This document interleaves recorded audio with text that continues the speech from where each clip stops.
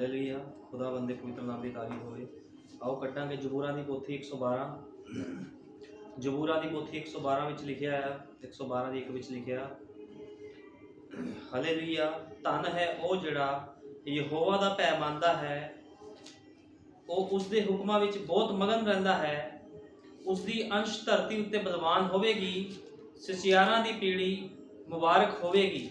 खुदावंद दा धन्नवाद करते हैं पढ़े हुए वचन के लिए। आओ सब मिलकर प्रार्थना करांगे। हालेलुया। धन्नवाद प्यारे प्रभु यीशु मसीह, तेरा धन्नवाद करदा प्रभु यीशु मसीह। सचमुच खुदावंद प्रभु जी तो अपने लोगों के संग है। खुदावंद तो हमेशा ही खुदावंद प्रभु जी अपने लोगों की प्रार्थनावां नूं भी सुनदा है प्रभु यीशु मसीह। ते जो कोई तेरे ते विश्वास करता है खुदावंद प्रभु जी, तो खुदावंद प्रभु यीशु मसीह आप मेरे महान पिता खुदावंद प्रभु जी उसका उत्तर देना है प्रभु जी।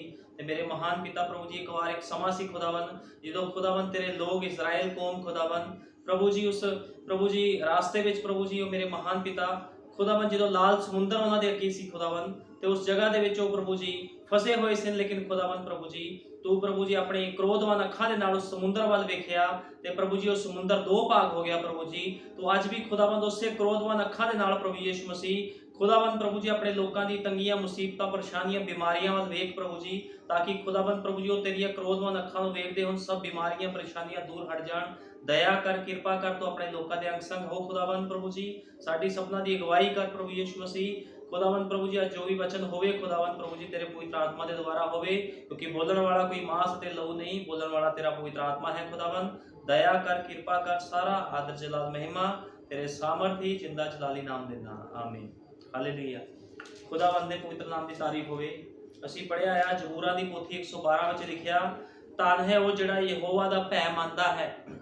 बाइबल च साफ लिखिया भी धन मनुख ओ है जिहड़ा यहोवा दा भै मनदा है अते उसदे हुक्मां विच बहुत मगन रहिंदा है। हुण खुदा दा वचन साफ दसदा भी धन ओही मनुख आ जिहड़ा खुदा दा भै मनदा है। ते खुदा दा भै सिर्फ ते सिर्फ इब्राहिम दीयां संतानां ही खुदा दा भै मन सकदियां हन। अज बहुत सारे लोग हैं जिहड़े कहंदे हन असीं खुदा दा भै मनदे हां, असीं खुदा नूं मनदे हां, लेकिन बाइबल टू अकॉर्डिंग बाइबल के अनुसार सिर्फ इब्राहिम दीयां संतानां ही खुदा दा भै मन सकदियां हन। क्योंकि अज बहुत सारे ढोंगी हैं जिहड़े खुदा की उपासना कर रहे हैं, लेकिन खुदा दा भै सिर्फ इब्राहिम दीयां संतानां ही मन सकदियां हन। ते उसदे हुक्मां विच मगन कौन रहिंदा है? इब्राहिम दीयां संतानां ही उसदे हुक्मां विच मगन रह सकदियां हन। क्योंकि इब्राहिम असीं वेखदे हां इब्राहिम दा जीवन किद्दां दा सीगा। इब्राहिम ने हमेशा खुदा दे वचन दे उपर विश्वास किया, चाहे लख तंगियां परेशानियां मुसीबतां सीगियां, लेकिन इब्राहिम कदे भी डोलिया नहीं, क्योंकि वह विश्वास दा पिता सी। इसे तरह इब्राहिम दीयां संतानां भी उसे ही तरह हैं। अज बहुत लोग कहते हैं असीं इब्राहिम दी संतान हां, लेकिन कहण दे नाल कोई इब्राहिम दी संतान नहीं बनदा, क्योंकि इब्राहिम दी संतानां ही वचन नूं पूरा करदी है और कोई भी संतान वचन नूं पूरा नहीं कर सकदी। क्योंकि असीं जाणदे हां इब्राहिम दे जीवन बारे, इब्राहिम दा जीवन किदां दा सीगा, किस तरह उन्हें खुदा दे वचन ते विश्वास किया। क्योंकि अज असीं वेखदे हां लोकां दे सुभाअ वचन दे नाल मेल जोल नहीं खांदे, क्योंकि लोकां दे सुभाअ बहुत अलग हन। लोग अपने आप को मसीह कहते हैं, लेकिन लोगों के सुभाव तुसीं देखो अपने आप को मसीह कहने वाले लोगों के सुभाव वचन तो उल्ट हैं। वो कहते हैं असीं खुदा की संतान हाँ, असीं इब्राहिम की संतान हाँ, लेकिन तुसीं उन्हां दे सुभाव देखो, उन्हां दे सुभाव शैतानी हैं। जिद्दां यहूदा इस्करियोती दा सुभाव सीगा, बलियाम दा सुभाव सीगा। अपने आप को भगती करने वाला लोग समझते सीगे बलियाम ते यहूदा इस्करियोती, लेकिन सुभाव देखो उन्हां दे शैतानी सी। इसे तरह ही अज लोगों के सुभाव की आ, शैतानी हैं। लोग अपने आप को समझते हैं असीं खुदा दे बेटे बेटियां आ, लेकिन जो वचन पूरा करने की बारी आती है लोग भज जाते हैं। क्योंकि बाइबल च साफ लिखिया वो उसके हुक्मां विच बहुत मगन रहिंदा है। कौन? खुदा दीयां संतानां, इब्राहिम दीयां संतानां उहदे हुक्मां दे विच मगन रहिंदियां हन। भी खुदा ने सानू हुक्म दिता सी इहदे विच मगन रहना, लेकिन जो वचन पूरा करने की बारी आती है लोग भज जाते हैं। इस करके बहुत सारे मसीह हैं, लेकिन सुभाव देख लो लोगों के किस तरह के हैं। क्योंकि जिदे अंदर मसीह है वही वचन को पूरा कर सकता है, जिदे अंदर मसीह नहीं है वह कदे भी वचन को पूरा नहीं करेगा। ठीक है ना। तो खुदा ने वायदा किया है ਉਸਦੀ ਅੰਸ਼ ਧਰਤੀ ਉੱਤੇ ਬਲਵਾਨ ਹੋਵੇਗੀ, ਸਚਿਆਰਾਂ ਦੀ ਪੀੜ੍ਹੀ ਮੁਬਾਰਕ ਹੋਵੇਗੀ। ਖੁਦਾ ਨੇ ਵਾਅਦਾ ਕੀਤਾ ਹੈ ਵੀ ਸਚਿਆਰਾਂ ਦੀ ਪੀੜ੍ਹੀ ਮੁਬਾਰਕ ਹੋਵੇਗੀ ਤੇ ਉਸਦੀ ਜਿਹੜੀ ਅੰਸ਼ ਹੈ ਉਹ ਬਲਵਾਨ ਹੋਵੇਗੀ। ਲੇਕਿਨ ਤੁਸੀਂ ਅੱਜ ਸੁਭਾਅ ਦੇਖੋ ਲੋਕਾਂ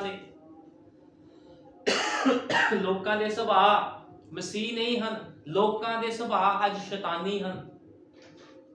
ਤੇ ਜਿਹਦਾ ਸੁਭਾਅ ਮਸੀਹ ਹੋਵੇਗਾ ਉਹਨਾਂ ਤੋਂ ਲੋਕ ਨਫ਼ਰਤ ਕਰਦੇ ਆ। ਮਸੀਹ ਸੁਭਾਅ ਵਾਲੇ ਲੋਕਾਂ ਤੋਂ ਲੋਕ ਨਫ਼ਰਤ ਕਰਦੇ ਆ। ਉਹ ਕਹਿੰਦੇ ਸਾਨੂੰ ਨਹੀਂ ਚਾਹੀਦਾ ਇਹੋ ਜਿਹਾ ਬੰਦਾ, ਇਹੋ ਜਿਹਾ ਭੈਣ ਭਾਈ, ਇਹੋ ਜਿਹਾ ਸੇਵਕ, ਕਿਉਂਕਿ ਉਹ ਕੀ ਸੋਚਦੇ ਹਨ ਵੀ ਇਹ ਲੋਕ ਵਚਨ 'ਚ ਬਹੁਤ ਸਖਤੀ ਕਰਦੇ ਹਨ। ਸਰੀਰਕ ਬੰਦਾ ਵਚਨ ਨੂੰ ਪੂਰਾ ਨਹੀਂ ਕਰ ਸਕਦਾ ਕਦੇ ਵੀ। ਸਰੀਰਕ ਬੰਦਾ ਚਰਚ ਵਿੱਚ ਬੈਠ ਸਕਦਾ ਹੈ, ਢੋਂਗ ਕਰ ਸਕਦਾ ਹੈ, ਲੇਕਿਨ ਕਦੇ ਵੀ ਉਹ ਵਚਨ ਨੂੰ ਪੂਰਾ ਨਹੀਂ ਕਰ ਸਕਦਾ। ਇਸ ਕਰਕੇ ਸਾਡੇ ਯੁੱਗ ਦੇ ਨਬੀ ਨੇ ਕਿਹਾ ਹੈ ਆਦਮੀ ਆਪਣੇ ਸੁਭਾਅ ਵਿੱਚ ਖੁਦਾ ਦੀ ਇੱਛਾ ਦੇ ਬਿਲਕੁਲ ਖਿਲਾਫ ਹੈ। ਉਹ ਇੱਕ ਪਾਪੀ ਹੈ, ਇੱਕ ਪਾਪੀ ਪੈਦਾ ਹੋਇਆ ਹੈ, ਪਾਪ ਵਿੱਚ ਪੈਦਾ ਹੋਇਆ ਹੈ, ਬਦੀ ਵਿੱਚ ਪਲਿਆ ਹੈ, ਝੂਠ ਬੋਲਦਾ ਹੋਇਆ ਸੰਸਾਰ ਅੰਦਰ ਆਉਂਦਾ ਹੈ, ਆਪਣੇ ਜਨਮ ਤੋਂ ਹੀ ਗਵਾਚਿਆ ਹੋਇਆ ਹੈ। ਉਹ ਇਸ ਦੇ ਬਾਰੇ ਵਿੱਚ ਕੁਝ ਵੀ ਨਹੀਂ ਕਰ ਸਕਦਾ ਹੈ। ਨਬੀ ਕਹਿੰਦਾ ਇੱਕ ਪਾਪੀ ਹੈ, ਜਦੋਂ ਬੰਦਾ ਇੱਕ ਪੈਦਾ ਹੁੰਦਾ ਆ ਉਹ ਸੁਭਾਅ ਤੋਂ ਹੀ ਇੱਕ ਪਾਪੀ ਹੁੰਦਾ ਆ, ਠੀਕ ਹੈ ਨਾ, ਖੁਦਾ ਦੀ ਇੱਛਾ ਦੇ ਖਿਲਾਫ ਹੁੰਦਾ ਆ। ਲੇਕਿਨ ਜਦੋਂ ਕੋਈ ਨਵੇਂ ਸਿਰਿਓਂ ਜੰਮਦਾ ਹੈ ਤੇ ਉਹ ਇੱਕ ਨਵੀਂ ਸ੍ਰਿਸ਼ਟ ਬਣ ਜਾਂਦਾ ਹੈ। ਜਿੱਦ ਤੱਕ ਕੋਈ ਨਵੇਂ ਸਿਰਿਓਂ ਨਹੀਂ ਜੰਮਦਾ ਉਹ ਨਵੀਂ ਸ੍ਰਿਸ਼ਟ ਵੀ ਨਹੀਂ ਬਣ ਸਕਦਾ। ਅਸੀਂ ਸਭ ਜਾਣਦੇ ਹਾਂ ਜਿੱਦ ਤੱਕ ਕਿਸੇ ਮਨੁੱਖ ਦਾ ਨया ਜਨਮ ਨਹੀਂ ਹੁੰਦਾ, ਉਹ ਪਵਿੱਤਰ ਆਤਮਾ ਦਾ ਦਾਨ ਨਹੀਂ ਪਾਉਂਦਾ, ਉਹ ਮਨੁੱਖ ਕੁਝ ਵੀ ਨਹੀਂ ਹੈ। ਇਸ ਧਰਤੀ ਦੇ ਉਸ ਮਨੁੱਖ ਦਾ ਜੀਵਨ ਕੁਝ ਵੀ ਨਹੀਂ ਹੈ ਜਿੱਦ ਤੱਕ ਉਹ ਐਡਮਿਸ਼ਨ ਨਹੀਂ ਲੈਂਦਾ, ਪ੍ਰਭੂ ਯਿਸੂ ਮਸੀਹ ਦੇ ਨਾਮ 'ਚ ਬੈਪਟਾਈਜ਼ ਨਹੀਂ ਲੈਂਦਾ, ਪਵਿੱਤਰ ਆਤਮਾ ਦਾ ਦਾਨ ਨਹੀਂ ਪਾਉਂਦਾ। ਉਹ ਮਨੁੱਖ ਦਾ ਜੀਵਨ ਖੋਖਲਾ ਹੈ। ਤੇ ਕਿੱਦਾਂ ਅੱਜ ਲੋਕ ਦਾਅਵਾ ਕਰਦੇ ਹਨ ਵੀ ਅਸੀਂ ਪਵਿੱਤਰ ਆਤਮਾ ਦੇ ਚਲਾਏ ਚੱਲਦੇ ਹਾਂ। ਲੋਕਾਂ ਦੇ ਕੋਲ ਕੋਈ ਅਨੁਭਵ ਨਹੀਂ ਹੈ ਪਵਿੱਤਰ ਆਤਮਾ ਦਾ, ਨਏ ਜਨਮ ਦਾ ਕੋਈ ਅਨੁਭਵ ਨਹੀਂ ਹੈ, ਲੇਕਿਨ ਫਿਰ ਵੀ ਲੋਕ ਦਾਅਵਾ ਕਰਦੇ ਹਨ। ਉਹ ਆਪਣੇ ਸੁਭਾਅ ਦੇ ਨਾਲ ਚੱਲਣਾ ਚਾਹੁੰਦੇ ਹਨ, ਲੇਕਿਨ ਮਸੀਹਤ ਵਿੱਚ ਕੋਈ ਵੀ ਆਪਣੇ ਸੁਭਾਅ ਦੇ ਨਾਲ ਨਹੀਂ ਚੱਲ ਸਕਦਾ।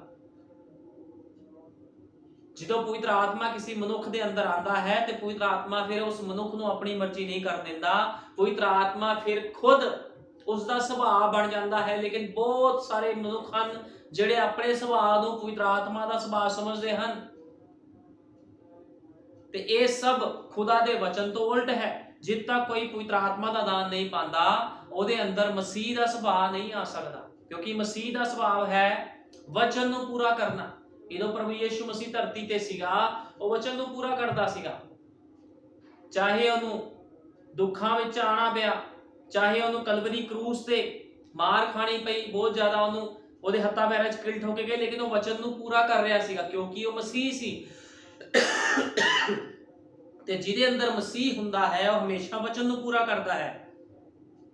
ਕੀ ਤੁਸੀਂ ਕਲਪਨਾ ਕਰ ਸਕਦੇ ਹੋ ਕਿ ਇੱਥੇ ਬਾਹਰ ਜਾ ਕੇ ਕਿਸੇ ਸੂਰ ਨੂੰ ਕਹੋ ਸ਼੍ਰੀਮਾਨ ਸੂਰ ਜਰਾ ਇੱਧਰ ਵੇਖੋ, ਮੈਂ ਤੁਹਾਨੂੰ ਦੱਸਦਾ ਹਾਂ ਕਿ ਤੁਸੀਂ ਗਲਤ ਹੋ। ਉਹ ਕਹਿੰਦਾ ਤੁਸੀਂ ਕਿਸੇ ਸੂਰ ਨੂੰ ਜਾ ਕੇ ਨਹੀਂ ਕਹਿ ਸਕਦੇ ਵੀ ਤੁਸੀਂ ਮੇਰੇ ਵੱਲ ਧਿਆਨ ਦਿਵੋ।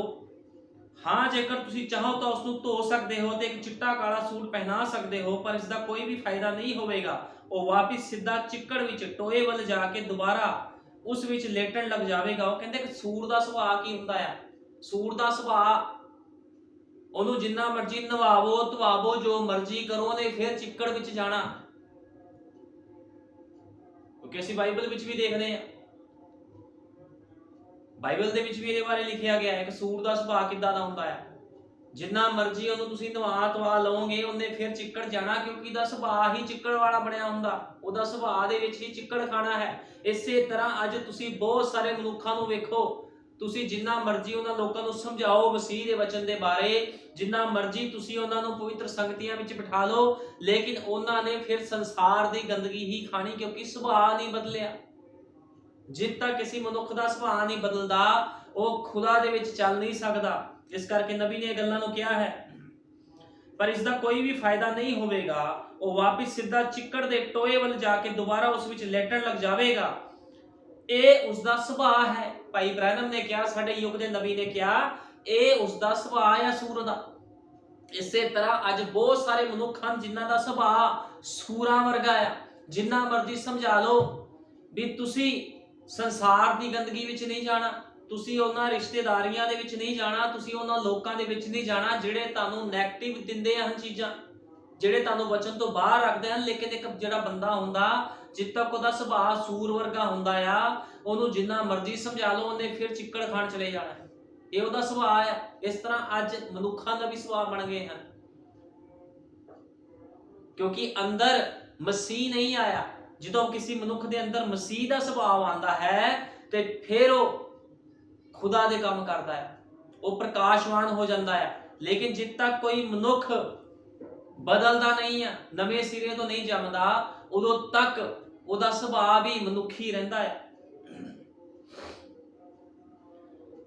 ਉਹ ਇੱਕ ਸੂਰ ਹੀ ਹੈ ਅਤੇ ਹਰੇਕ ਵਿਅਕਤੀ, ਹਰੇਕ ਪੁਰਾਣੇ ਸੁਭਾਅ ਵਾਲਾ ਵਿਅਕਤੀ, ਇਸ ਦੇ ਨਾਲ ਕੋਈ ਫਰਕ ਨਹੀਂ ਪੈਂਦਾ ਕਿ ਤੁਸੀਂ ਕਿੰਨੇ ਚੰਗੇ ਬਣਨ ਦੀ ਕੋਸ਼ਿਸ਼ ਕਰਦੇ ਹੋ, ਆਪਣੇ ਆਪ ਨੂੰ ਕਿੰਨਾ ਚੰਗਾ ਸਮਝਦੇ ਹੋ। ਜਦੋਂ ਤੱਕ ਖੁਦਾ ਹੀ ਤੁਹਾਡੇ ਸੁਭਾਅ ਨੂੰ ਨਾ ਬਦਲੇ, ਤੁਸੀਂ ਆਪਣੇ ਸੁਭਾਅ ਤੋਂ ਇੱਕ ਪਾਪੀ ਹੋ।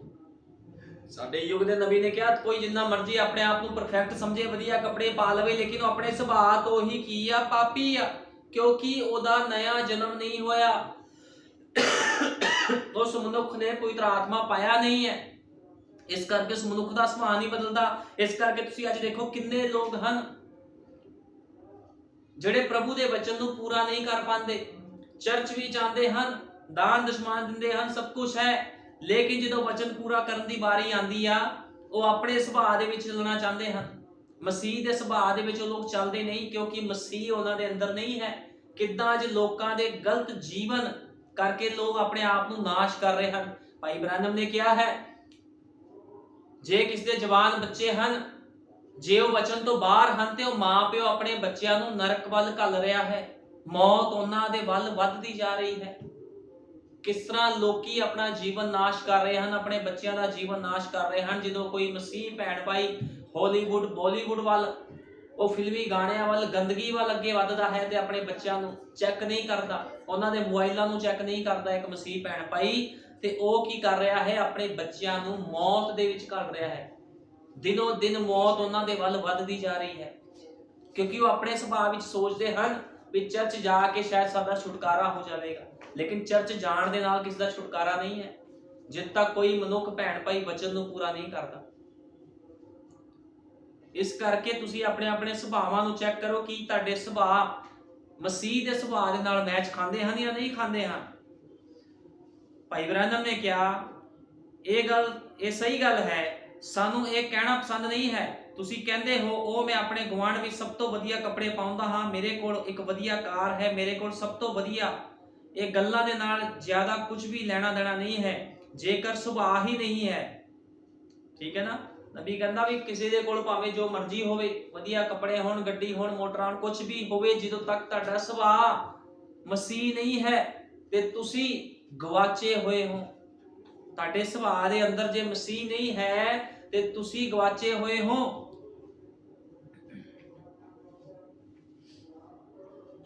ਨਬੀ ਨੇ ਕਿਹਾ ਕੋਈ ਵੀ ਮਨੁੱਖ ਮੇਰੇ ਕੋਲ ਨਹੀਂ ਆ ਸਕਦਾ ਜਦੋਂ ਤੱਕ ਮੇਰਾ ਪਿਤਾ ਹੀ ਪਹਿਲਾਂ ਉਸ ਨੂੰ ਨਾ ਖਿੱਚੇ। ਉਹ ਸਾਰੇ ਜਿਹੜੇ ਆਉਂਦੇ ਹਨ ਉਹਨਾਂ ਕੋਲ ਅਨੰਤ ਜੀਵਨ ਹੈ, ਮੈਂ ਉਹਨਾਂ ਨੂੰ ਅੰਤ ਦੇ ਦਿਨ ਉਠਾ ਖੜਾ ਕਰਾਂਗਾ। ਉਹ ਜਿਹੜਾ ਮੇਰੇ ਵਚਨ ਸੁਣਦਾ ਹੈ ਅਤੇ ਜਿਸ ਨੇ ਮੈਨੂੰ ਭੇਜਿਆ ਹੈ ਉਸ ਤੇ ਵਿਸ਼ਵਾਸ ਕਰਦਾ ਹੈ, ਉਸ ਦੇ ਕੋਲ ਇਹ ਅਨੰਤ ਜੀਵਨ ਹੈ ਅਤੇ ਉਸ ਤੇ ਸਜ਼ਾ ਦਾ ਹੁਕਮ ਨਹੀਂ ਹੋਵੇਗਾ, ਸਗੋਂ ਉਹ ਮੌਤ ਤੋਂ ਪਾਰ ਹੋ ਕੇ ਜੀਵਨ ਵਿੱਚ ਜਾ ਪਹੁੰਚਿਆ ਹੈ, ਕਿਉਂ ਜੋ ਤੁਸੀਂ ਦਿਮਾਗ ਨਾਲ ਨਹੀਂ ਸਗੋਂ ਆਪਣੇ ਦਿਲ ਤੋਂ ਵਿਸ਼ਵਾਸ ਕੀਤਾ ਹੈ। ਹੁਣ ਦਿਲ ਤੋਂ ਕੌਣ ਵਿਸ਼ਵਾਸ ਕਰ ਸਕਦਾ ਹੈ? ਜਿਹਦੇ ਕੋਲ ਮਸੀਹ ਸੁਭਾਅ ਹੈ। ਲੇਕਿਨ ਜਿਹੜੇ ਸਰੀਰਕ ਲੋਕ ਹਨ ਉਹ ਕੀ ਕਰਦੇ ਹਨ? ਉਹ ਦਿਮਾਗ ਦੇ ਘੋੜੇ ਦੜਾਉਂਦੇ ਆ ਵੀ ਸੰਸਾਰ ਵਿੱਚ ਵੀ ਘੁੰਮੀਏ, ਪ੍ਰਭੂ ਨੂੰ ਵੀ ਖੁਸ਼ ਕਰ ਲਈਏ। ਇਸ ਤਰ੍ਹਾਂ ਕੋਈ ਵੀ ਮਨੁੱਖ ਮਸੀਹ ਦੇ ਵਿੱਚ ਨਹੀਂ ਚੱਲ ਸਕਦਾ। ਸਮਰਪਿਤ ਹਿਰਦੇ ਦੇ ਨਾਲ ਜਿੱਦ ਤੱਕ ਕੋਈ ਖੁਦਾ ਦੇ ਕੋਲ ਨਹੀਂ ਆਂਦਾ, ਉਹ ਬਚਾਇਆ ਨਹੀਂ ਜਾਵੇਗਾ, ਕਿਉਂਕਿ ਖੁਦਾਵੰਦ ਹਿਰਦਿਆਂ ਨੂੰ ਪੜ ਲੈਂਦਾ ਹੈ। ਠੀਕ ਹੈ ਨਾ?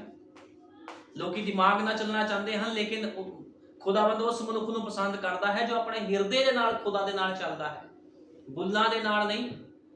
ਵੀ ਬੁੱਲਾਂ ਦੇ ਨਾਲ ਮੂੰਹ ਤੋਂ ਕੁਝ ਕਹਿਤਾ, ਪ੍ਰਭੂ ਅਸੀਂ ਤੈਨੂੰ ਪਿਆਰ ਕਰਦੇ ਹਾਂ, ਲੇਕਿਨ ਖੁਦਾ ਕਹਿੰਦਾ ਜੇ ਤੁਸੀਂ ਮੈਨੂੰ ਪਿਆਰ ਕਰਦੇ ਹੋ, ਬਾਈਬਲ 'ਚ ਲਿਖਿਆ, ਤੇ ਮੇਰੇ ਹੁਕਮਾਂ ਦੀ ਪਾਲਣਾ ਵੀ ਕਰੋਗੇ। ਤੇ ਅੱਜ ਤੁਸੀਂ ਵੇਖੋ ਕਿਸ ਤਰ੍ਹਾਂ ਲੋਕ ਉਹਦੇ ਹੁਕਮਾਂ ਦੀ ਪਾਲਣਾ ਕਰ ਰਹੇ ਹਨ। ਜਦੋਂ ਵਚਨ ਪੂਰਾ ਕਰਨ ਦੀ ਵਾਰੀ ਆਉਂਦੀ ਹੈ, ਲੋਕ ਵਚਨ ਤੋਂ ਠੋਕਰ ਖਾ ਕੇ ਚਲੇ ਜਾਂਦੇ ਆ। ਉਹ ਕਹਿੰਦੇ ਅਸੀਂ ਨਹੀਂ ਕਰ ਸਕਦੇ ਇਹ ਕੰਮ। ਕਿੱਦਾਂ ਲੋਕਾਂ ਦੇ ਜੀਵਨ ਗਵਾਚੇ ਹੋਏ ਹਨ। ਨਬੀ ਨੇ ਕਿਹਾ ਉਹ ਬਹੁਤ ਸਾਰੇ ਲੋਕ ਕਹਿੰਦੇ ਹਨ ਉਹ ਮੈਂ ਵਿਸ਼ਵਾਸ ਕਰਦਾ ਹਾਂ ਅਤੇ ਸੁਧਾਰ ਕਰਨ ਦੀ ਕੋਸ਼ਿਸ਼ ਕਰਦੇ ਹਨ। ਠੀਕ ਹੈ ਨਾ, ਸਾਡਾ ਕੰਮ ਸੁਧਾਰ ਕਰਨਾ ਨਹੀਂ ਹੈ, ਇਹ ਖੁਸ਼ਖਬਰੀ ਦਾ ਪ੍ਰਚਾਰ ਕਰਨ ਦਾ ਹੈ। ਅਸੀਂ ਸੁਧਾਰਕ ਨਹੀਂ ਹਾਂ, ਸਾਨੂੰ ਖੁਸ਼ਖਬਰੀ ਦੇ ਪ੍ਰਚਾਰਕ ਹੋਣਾ ਚਾਹੀਦਾ ਹੈ। ਅਬਰਾਹਮ ਜਿਉਂ ਹੀ ਖੁਦਾ ਨੇ ਉਸਨੂੰ ਬੁਲਾਇਆ, ਉਸਨੇ ਆਪਣੇ ਆਪ ਨੂੰ ਅਲੱਗ ਕਰਨ ਲਈ ਬੁਲਾਇਆ। ਨਬੀ ਕਹਿੰਦਾ ਜਿਸ ਤਰ੍ਹਾਂ ਹੀ ਇਬਰਾਹਿਮ ਨੂੰ ਬੁਲਾਇਆ ਗਿਆ, ਇਬਰਾਹਿਮ ਨੇ ਕੀ ਕੀਤਾ? ਇਬਰਾਹਿਮ ਦੇ ਸੁਭਾਅ ਦੇ ਅੰਦਰ ਮਸੀਹ ਦਾ ਸੁਭਾਅ ਸੀਗਾ। ਜੋ ਸੁਭਾਅ ਮਸੀਹ ਦਾ ਸੀ ਉਹੀ ਸੁਭਾਅ ਇਬਰਾਹਿਮ ਦਾ ਸੀਗਾ। ਇਸ ਕਰਕੇ ਜਿਹੜੇ ਆਪਣੇ ਆਪ ਨੂੰ ਇਬਰਾਹਿਮ ਦੇ ਬੱਚੇ ਕਹਿੰਦੇ ਹਨ, ਉਹ ਪਹਿਲਾਂ ਵੇਖ ਲੈਣ ਵੀ ਉਹਨਾਂ ਦਾ ਸੁਭਾਅ ਇਬਰਾਹਿਮ ਵਰਗਾ ਹੈ, ਮਸੀਹ ਵਰਗਾ ਉਹਨਾਂ ਦਾ ਸੁਭਾਅ ਹੈ, ਕਿਉਂਕਿ ਮਸੀਹ ਦਾ ਸੁਭਾਅ ਹੀ ਇਬਰਾਹਿਮ ਦਾ ਸੁਭਾਅ ਸੀਗਾ। ਇਸ ਕਰਕੇ ਨਬੀ ਨੇ ਕਿਹਾ ਇਬਰਾਹਿਮ ਜਿਉਂ ਹੀ ਖੁਦਾ ਨੇ ਉਸਨੂੰ ਬੁਲਾਇਆ, ਉਸਨੇ ਉਸਨੂੰ ਆਪਣੇ ਆਪ ਨੂੰ ਅਲੱਗ ਕਰਨ ਲਈ ਬੁਲਾਇਆ। ਇਹ ਇੱਕ ਅਜੀਬ ਗੱਲ ਹੈ ਕਿ ਨਹੀਂ ਹੈ? ਜਿਉਂ ਹੀ ਖੁਦਾ ਨੇ ਕਿਸੇ ਮਨੁੱਖ ਨੂੰ ਬੁਲਾਉਂਦਾ ਹੈ ਤਾਂ ਪੂਰੀ ਤਰ੍ਹਾਂ ਨਾਲ ਅਲੱਗ ਹੋਣ ਦੀ ਮੰਗ ਕਰਦਾ ਹੈ। ਔਰ ਖੁਦਾ ਜਦੋਂ ਕਿਸੇ ਨੂੰ ਬੁਲਾਉਂਦਾ ਆ ਵੀ ਮੇਰੇ ਕੋਲ ਤੁਸੀਂ ਆਓ, ਖੁਦਾਵੰਦ ਉਸਨੂੰ ਕਹਿੰਦਾ ਤੂੰ ਆਪਣਾ ਸਭ ਕੁਝ ਛੱਡ ਕੇ ਮੇਰੇ ਕੋਲ ਆ। ਲੇਕਿਨ ਅੱਜ ਲੋਕ ਕੀ ਕਰਦੇ ਆ? ਮਿਸਰ ਵਿੱਚ ਲੈ ਕੇ ਆਪਣੇ ਅੰਦਰ ਮਿਸਰ ਨਾਲ ਲੈ ਕੇ ਖੁਦਾ ਦੇ ਅੰਦਰ ਜਾਣਾ ਚਾਹੁੰਦੇ ਹਨ, ਖੁਦਾ ਦੇ ਵਿੱਚ ਜਾਣਾ ਚਾਹੁੰਦੇ ਹਨ। ਮਿਸਰ ਨੂੰ ਨਾਲ ਲੈ ਕੇ ਕੋਈ ਵੀ ਖੁਦਾ ਦੇ ਵਿੱਚ ਨਹੀਂ ਜਾ ਸਕਦਾ। ਠੀਕ ਹੈ ਨਾ, ਜੇ ਖੁਦਾ ਵਿੱਚ ਚੱਲਣਾ ਤੇ ਤੁਹਾਨੂੰ ਮਿਸਰ ਨੂੰ, ਸੰਸਾਰ ਨੂੰ ਬਾਹਰ ਛੱਡਣਾ ਪੈਣਾ। ਲੇਕਿਨ ਲੋਕ ਸੰਸਾਰ ਅੰਦਰ ਲੈ ਕੇ ਹੀ ਖੁਦਾ ਦੇ ਵਿੱਚ ਚੱਲਣਾ ਚਾਹੁੰਦੇ ਹਨ। ਇਸ ਤਰ੍ਹਾਂ ਕਦੇ ਵੀ ਨਹੀਂ ਹੋਣਾ ਚਾਹੀਦਾ। ਇਹ ਇੱਕ ਅਜੀਬ ਗੱਲ ਹੈ ਕਿ ਉਹ ਕਿਸੇ ਮਨੁੱਖ ਨੂੰ ਬੁਲਾਉਂਦਾ ਹੈ ਤੇ ਪੂਰੀ ਤਰ੍ਹਾਂ ਨਾਲ ਅਲੱਗ ਹੋਣ ਦੀ ਮੰਗ ਕਰਦਾ ਹੈ। ਤੁਸੀਂ ਜਾਣਦੇ ਹੋ ਕਿ ਅੱਜ ਸੰਸਾਰ ਰਲੇ ਮਿਲੇ ਹੋਇਆਂ ਨੂੰ ਚਾਹੁੰਦਾ ਹੈ। ਭਾਈ ਬ੍ਰਾਨਮ ਨੇ ਕਿਹਾ ਸੰਸਾਰ ਕੀ ਚਾਹੁੰਦਾ ਹੈ? ਸੰਸਾਰ ਵੀ ਚਾਹੁੰਦਾ ਵੀ ਇਹੋ ਜਿਹਾ ਸੇਵਕ ਹੋਵੇ ਜਿਹੜਾ ਉਹਨਾਂ ਦੀ ਸੁਣੇ, ਉਹਨਾਂ ਨੂੰ ਛੂਟ ਦਿੰਦਾ ਹੋਵੇ ਤੁਸੀਂ ਜੋ ਮਰਜ਼ੀ ਕਰੋ, ਚਰਚ ਵਿੱਚ ਬਾਹਰ ਤੁਸੀਂ ਜੋ ਮਰਜ਼ੀ ਕਰੋ, ਆਪਣੀਆਂ ਮਰਜ਼ੀਆਂ ਕਰੋ। ਕਿਉਂਕਿ ਨਬੀ ਕਹਿੰਦਾ ਜੇ ਲੋਕ ਇਹੋ ਜਿਹੇ ਸੇਵਕਾਂ ਨੂੰ ਵੀ ਚਾਹੁੰਦੇ ਹਨ ਜਿਹੜੇ ਕਿ ਰਲੇ ਮਿਲੇ ਹੋਏ ਚੱਲਣ ਕਲੀਸਿਆ ਦੇ ਨਾਲ। ਲੇਕਿਨ ਪਵਿੱਤਰ ਆਤਮਾ ਪਾਏ ਹੋਏ ਸੇਵਕ ਕਦੇ ਵੀ ਵਚਨ ਤੇ ਕੰਪਰਮਾਈਜ਼ ਨਹੀਂ ਕਰਦੇ। ਇਸ ਗੱਲ ਨੂੰ ਯਾਦ ਕਰਨਾ ਹੈ। ਇਹ ਜਿਹੜੇ ਸੇਵਕ ਇਸ ਤਰ੍ਹਾਂ ਕਰਦੇ ਹਨ ਉਹ ਸਭ ਢੋਂਗੀ ਤੇ ਸ਼ੈਤਾਨੀ ਹਨ। ਤੁਸੀਂ ਜਾਣਦੇ ਹੋ ਕਿ ਸੰਸਾਰ ਰਲੇ ਮਿਲੇ ਹੋਇਆਂ ਨੂੰ ਚਾਹੁੰਦਾ ਹੈ। ਲੋਕ ਆਪਣੇ ਪਾਦਰੀ ਦੀ ਚੋਣ ਕਰ ਰਹੇ ਹਨ। ਉਹਨਾਂ ਨੂੰ ਉਹ ਆਦਮੀ ਚਾਹੀਦਾ ਹੈ ਜੋ ਸਮਾਜੀ ਤੌਰ ਤੇ ਥੋੜੀ ਜਿਹੀ ਪੀਣ ਵਾਲਾ ਹੋਵੇ, ਠੀਕ ਹੈ ਨਾ, ਵਧੀਆ ਕੱਪੜੇ ਪਾਉਣ ਵਾਲਾ ਹੋਵੇ, ਭੱਦੇ ਚੁਟਕਲੇ ਸੁਣਾਉਣ ਵਾਲਾ ਹੋਵੇ ਅਤੇ ਇਸੇ ਹੀ ਤਰ੍ਹਾਂ ਚੱਲਦਾ ਜਾਵੇ ਅਤੇ ਜਵਾਨ ਲੋਕਾਂ ਨਾਲ ਤੇ ਸਭਨਾਂ ਨਾਲ ਸਮਾਜਿਕ ਹੋਵੇ। ਨਬੀ ਕਹਿੰਦਾ ਜੇ ਲੋਕਾਂ ਨੂੰ ਸੇਵਕ ਵੀ ਇਹੋ ਜਿਹਾ ਚਾਹੀਦਾ ਆ ਜਿਹੜਾ ਉਹਨਾਂ ਦੇ ਅਨੁਸਾਰ ਚੱਲੇ, ਉਹਨਾਂ ਨੂੰ ਖੁਸ਼ ਰੱਖੇ, ਮਜ਼ਾਕ ਕਰੀ ਜਾਵੇ, ਚਰਚ ਵਿੱਚ ਉਲਪੜ ਤੇ ਮਜ਼ਾਕ ਕਰੀ ਜਾਵੇ। ਸੇਵਕ ਵੀ ਲੋਕੀ ਇਹੋ ਜਿਹਾ ਭਾਲਦੇ ਹਨ। ਲੇਕਿਨ ਖੁਦਾ ਨੇ ਕਿਹਾ ਪੌਲੁਸ ਅਤੇ ਬਰਨਬਾਸ ਨੂੰ ਮੇਰੇ ਲਈ ਅਲੱਗ ਕਰੋ। ਖੁਦਾ ਨੇ ਕਿਹਾ ਸੀ ਪੌਲੁਸ ਨੂੰ ਤੇ ਬਰਨਬਾਸ ਨੂੰ ਮੇਰੇ ਲਈ ਅਲੱਗ ਕਰੋ। ਪਵਿੱਤਰ ਆਤਮਾ ਪੂਰੀ ਤਰ੍ਹਾਂ ਨਾਲ ਅਲੱਗ ਹੋਣ ਲਈ ਬੁਲਾਉਂਦਾ ਹੈ। ਜਦੋਂ ਖੁਦਾ ਕਿਸ ਨੂੰ ਬੁਲਾਉਂਦਾ ਤੇ ਪੂਰੀ ਤਰ੍ਹਾਂ ਅਲੱਗ ਹੋਣ ਦੇ ਲਈ ਬੁਲਾਉਂਦਾ ਹੈ। ਖੁਦਾਵੰਦ ਜਦੋਂ ਕਿਸੇ ਨੂੰ ਬੁਲਾ ਰਿਹਾ ਉਹ ਇਹ ਨਹੀਂ ਕਹਿੰਦਾ ਤੁਸੀਂ ਮਿਕਸ ਚੱਲੋ। ਖੁਦਾ ਕਹਿੰਦਾ ਤੁਸੀਂ ਸੰਸਾਰ ਤੋਂ ਪੂਰੀ ਤਰ੍ਹਾਂ ਅੱਡ ਹੋ ਜਾਵੋ ਤਾਂ ਕਿ ਲੋਕਾਂ ਨੂੰ ਪਤਾ ਲੱਗੇ ਇਹ ਇਬਰਾਹਿਮ ਦੀਆਂ ਸੰਤਾਨਾਂ ਹਨ। ਲੇਕਿਨ ਲੋਕ ਅੱਜ ਆਪਣੇ ਸੁਭਾਅ ਦੇ ਨਾਲ, ਆਪਣੀ ਮਰਜ਼ੀ ਦੇ ਨਾਲ ਚੱਲੀ ਜਾਂਦੇ। ਹਰ ਕੋਈ ਆਪਣੀ ਮਰਜ਼ੀ, ਆਪਣੇ ਸੁਭਾਅ ਦੇ ਨਾਲ ਚੱਲਣਾ ਚਾਹੁੰਦਾ। ਕੋਈ ਵੀ ਪ੍ਰਭੂ ਦੇ ਵਚਨ ਦੇ ਨਾਲ ਚੱਲਣਾ ਨਹੀਂ ਚਾਹੁੰਦਾ। ਅੱਜ ਬੜੇ ਲੋਕ ਮਿਸ਼ਨਾਂ ਜਥੇਬੰਦੀਆਂ ਵਿੱਚੋਂ ਨਿਕਲ ਕੇ ਸੰਦੇਸ਼ ਦੇ ਚਰਚਾਂ ਵਿੱਚ ਆਉਂਦੇ ਹਨ ਤੇ ਉਹ ਸੋਚਦੇ ਆ ਵੀ ਇਹ ਪਾਸਟਰ ਵੀ ਸਾਡੇ ਨਾਲ ਉਦਾਂ ਹੀ ਚੱਲੇ, ਇਹ ਤਾਂ ਮਿਸ਼ਨਾਂ ਜਥੇਬੰਦੀਆਂ ਦਾ ਪਾਸਟਰ ਚੱਲ ਰਿਹਾ ਸੀਗਾ। ਲੇਕਿਨ ਇੱਥੇ ਉਹ ਕੰਮ ਨਹੀਂ ਹੈ। ਇੱਥੇ ਖੁਦਾ ਦੇ ਪਵਿੱਤਰ ਆਤਮਾ ਪਾਏ ਹੋਏ ਸੇਵਕ ਸਿਰਫ ਖੁਦਾ ਦੀ ਮਰਜ਼ੀ ਦੇ ਅਨੁਸਾਰ ਚੱਲਦੇ ਹਨ। ਲੇਕਿਨ ਲੋਕ ਚਾਹੁੰਦੇ ਹਨ ਵੀ ਇਹ ਉਸੇ ਤਰ੍ਹਾਂ ਚੱਲੇ। ਇਦਾਂ ਨਹੀਂ ਹੋ ਸਕਦਾ। ਇਹ ਨਾ ਤਾਂ ਮਿਸ਼ਨਾਂ ਜਥੇਬੰਦੀਆਂ ਵਾਲਾ ਚਰਚ ਹੈ ਤੇ ਨਾ ਉੱਥੇ ਮਿਸ਼ਨਾਂ ਜਥੇਬੰਦੀਆਂ ਵਾਲੇ ਇੱਥੇ ਸੇਵਕ ਹੈ ਜੋ ਤੁਹਾਨੂੰ ਸੰਸਾਰ ਵਿੱਚ ਤੋਰੀ ਫਿਰੇਗਾ। ਇੱਥੇ ਉਹੀ ਹੋਣਾ ਆ ਜੋ ਖੁਦਾ ਦੀ ਮਰਜ਼ੀ ਦੇ ਅਨੁਸਾਰ ਹੈ, ਜੋ ਵਚਨ ਦੇ ਅਨੁਸਾਰ ਹੈ, ਉਹੀ ਪ੍ਰਚਾਰ ਇਸ ਸਥਾਨ ਵਿੱਚ ਹੋਣਾ। ਜੇ ਕਿਸ ਨੂੰ ਪਸੰਦ ਆਂਦਾ ਠੀਕ ਹੈ, ਜੇ ਕਿਸ ਨੂੰ ਨਹੀਂ ਪਸੰਦ ਆਂਦਾ ਫਿਰ ਉਹਦੀ ਮਰਜ਼ੀ ਹੈ। ਕਿਉਂਕਿ ਬਾਈਬਲ 'ਚ ਲਿਖਿਆ ਵੀ ਦੋ ਰਾਸਤੇ ਹਨ। ਇੱਕ ਰਾਸਤਾ ਜੋ ਜੀਵਨ ਨੂੰ ਜਾਂਦਾ ਹੈ ਤੰਗ ਹੈ ਉਹ ਰਸਤਾ ਜਿਹੜਾ ਜੀਵਨ ਨੂੰ ਜਾਂਦਾ ਹੈ, ਲੇਕਿਨ ਖੁੱਲਾ ਹੈ ਉਹ ਰਾਹ ਜਿਹੜਾ ਮੌਤ ਵੱਲ ਜਾਂਦਾ ਹੈ। ਅੱਜ ਲੋਕੀ ਖੁੱਲੇ ਰਾਹ ਚੱਲਣਾ ਚਾਹੁੰਦੇ ਹਨ, ਮੌਤ ਵਿੱਚ ਜਾਣਾ ਚਾਹੁੰਦੇ ਹਨ, ਲੇਕਿਨ ਤੰਗ ਰਸਤੇ ਰਾਹੀਂ ਲੋਕ ਜਾਣਾ ਨਹੀਂ ਚਾਹੁੰਦੇ। ਲੇਕਿਨ ਬਾਈਬਲ ਬਿਆਨ ਕਰਦੇ ਹਨ ਬਹੁਤ ਘੱਟ ਹਨ ਜਿਹੜੇ ਉਸ ਤੰਗ ਰਸਤੇ ਥਾਣੀ ਜਾਣਗੇ, ਤੇ ਜਿਹੜੇ ਤੰਗ ਰਸਤੇ ਥਾਣੀ ਜਾਣਗੇ ਉਹੀ ਇਬਰਾਹਿਮ ਦੀਆਂ ਸੰਤਾਨਾਂ ਹਨ। ਇਸ ਗੱਲ ਨੂੰ ਯਾਦ ਰੱਖਣਾ, ਕਿਉਂਕਿ ਇਬਰਾਹਿਮ ਦੀ ਸੰਤਾਨ ਹਰ ਇੱਕ ਚੁਣੌਤੀ ਦੇ ਲਈ ਆਪਣੇ ਆਪ ਨੂੰ ਤਿਆਰ ਕਰਕੇ ਰੱਖਦੀ ਹੈ। ਕਿਉਂਕਿ ਇਬਰਾਹਿਮ ਨੂੰ ਤੁਸੀਂ ਦੇਖੋ ਕਿੱਦਾਂ ਚੁਣੌਤੀਆਂ ਦਾ ਸਾਹਮਣਾ ਕਰਨਾ ਪਿਆ, ਕਿੱਦਾਂ ਦੁੱਖਾਂ ਦਾ ਸਾਹਮਣਾ ਕਰਨਾ ਪਿਆ, ਲੇਕਿਨ ਬਾਈਬਲ ਬਿਆਨ ਕਰਦੀ ਹੈ, ਸਾਡੇ ਯੁੱਗ ਦੇ ਨਬੀ ਨੇ ਵੀ ਕਿਹਾ, ਇਬਰਾਹਿਮ ਜੋ ਕਿ ਵਿਸ਼ਵਾਸ ਦਾ ਪਿਤਾ ਸੀ ਉਹ ਡੋਲਿਆ ਨਹੀਂ। ਉਹਨੇ ਖੁਦਾ ਦੇ ਵਾਅਦੇ ਉੱਪਰ ਵਿਸ਼ਵਾਸ ਕੀਤਾ। ਜੇ ਇਬਰਾਹਿਮ ਨੇ ਖੁਦਾ ਦੇ ਵਾਅਦੇ ਉੱਪਰ ਵਿਸ਼ਵਾਸ ਕੀਤਾ ਤੇ ਕੀ ਇਬਰਾਹਿਮ ਦੀਆਂ ਸੰਤਾਨਾਂ ਖੁਦਾ ਦੇ ਵਾਅਦੇ ਤੇ ਵਿਸ਼ਵਾਸ ਨਹੀਂ ਕਰਦੀਆਂ? ਕਰਦੀਆਂ ਹਨ। ਲੇਕਿਨ ਕਿਹੜੇ ਲੋਕ ਆ ਜਿਹੜੇ ਡੋਲ ਜਾਂਦੇ ਆ? ਮੁਸੀਬਤਾਂ, ਤੰਗੀਆਂ, ਪਰੇਸ਼ਾਨੀਆਂ ਨੂੰ ਵੇਖ ਕੇ, ਹਾਲਾਤਾਂ ਨੂੰ ਵੇਖ ਕੇ ਡੋਲ ਜਾਂਦੇ ਹਨ। ਇਹ ਸਭ ਢੋਂਗੀ ਹਨ। ਇਹ ਲੋਕ ਇਬਰਾਹਿਮ ਦੀਆਂ ਸੰਤਾਨਾਂ ਨਹੀਂ ਹਨ, ਕਿਉਂਕਿ ਇਬਰਾਹਿਮ ਦੀਆਂ ਸੰਤਾਨਾਂ ਸਥਿਰ ਖੜੀਆਂ ਰਹਿੰਦੀਆਂ ਹਨ, ਕਿਉਂਕਿ ਇਬਰਾਹਿਮ ਦੀਆਂ ਸੰਤਾਨਾਂ ਨੂੰ ਪਤਾ ਹੈ ਜੋ ਸਾਡੇ ਯਹੋਵਾ ਨੇ ਕਿਹਾ ਹੈ, ਖੁਦਾ ਨੇ ਕਿਹਾ ਹੈ, ਉਹੀ ਪੂਰਾ ਹੋਣਾ ਆ ਤੇ ਉਸੇ ਤਰ੍ਹਾਂ ਹੋਵੇਗਾ। ਇਹ ਗੱਲ ਸੱਚ ਹੈ, ਅਮੀਨ ਹੈ। ਇਸ ਕਰਕੇ ਤੁਸੀਂ ਦੇਖੋ ਕਿੱਦਾਂ ਲੋਕ ਵਚਨ ਤੋਂ ਬਾਹਰ ਕੰਮ ਕਰ ਰਹੇ ਹਨ ਤੇ ਦਾਵਾ ਕਰਦੇ ਹਨ ਅਸੀਂ ਕੀ ਆ, ਇਬਰਾਹਿਮ ਦੀਆਂ ਸੰਤਾਨਾਂ ਹਨ, ਲੇਕਿਨ ਇਸ ਤਰ੍ਹਾਂ ਕੁਝ ਵੀ ਨਹੀਂ।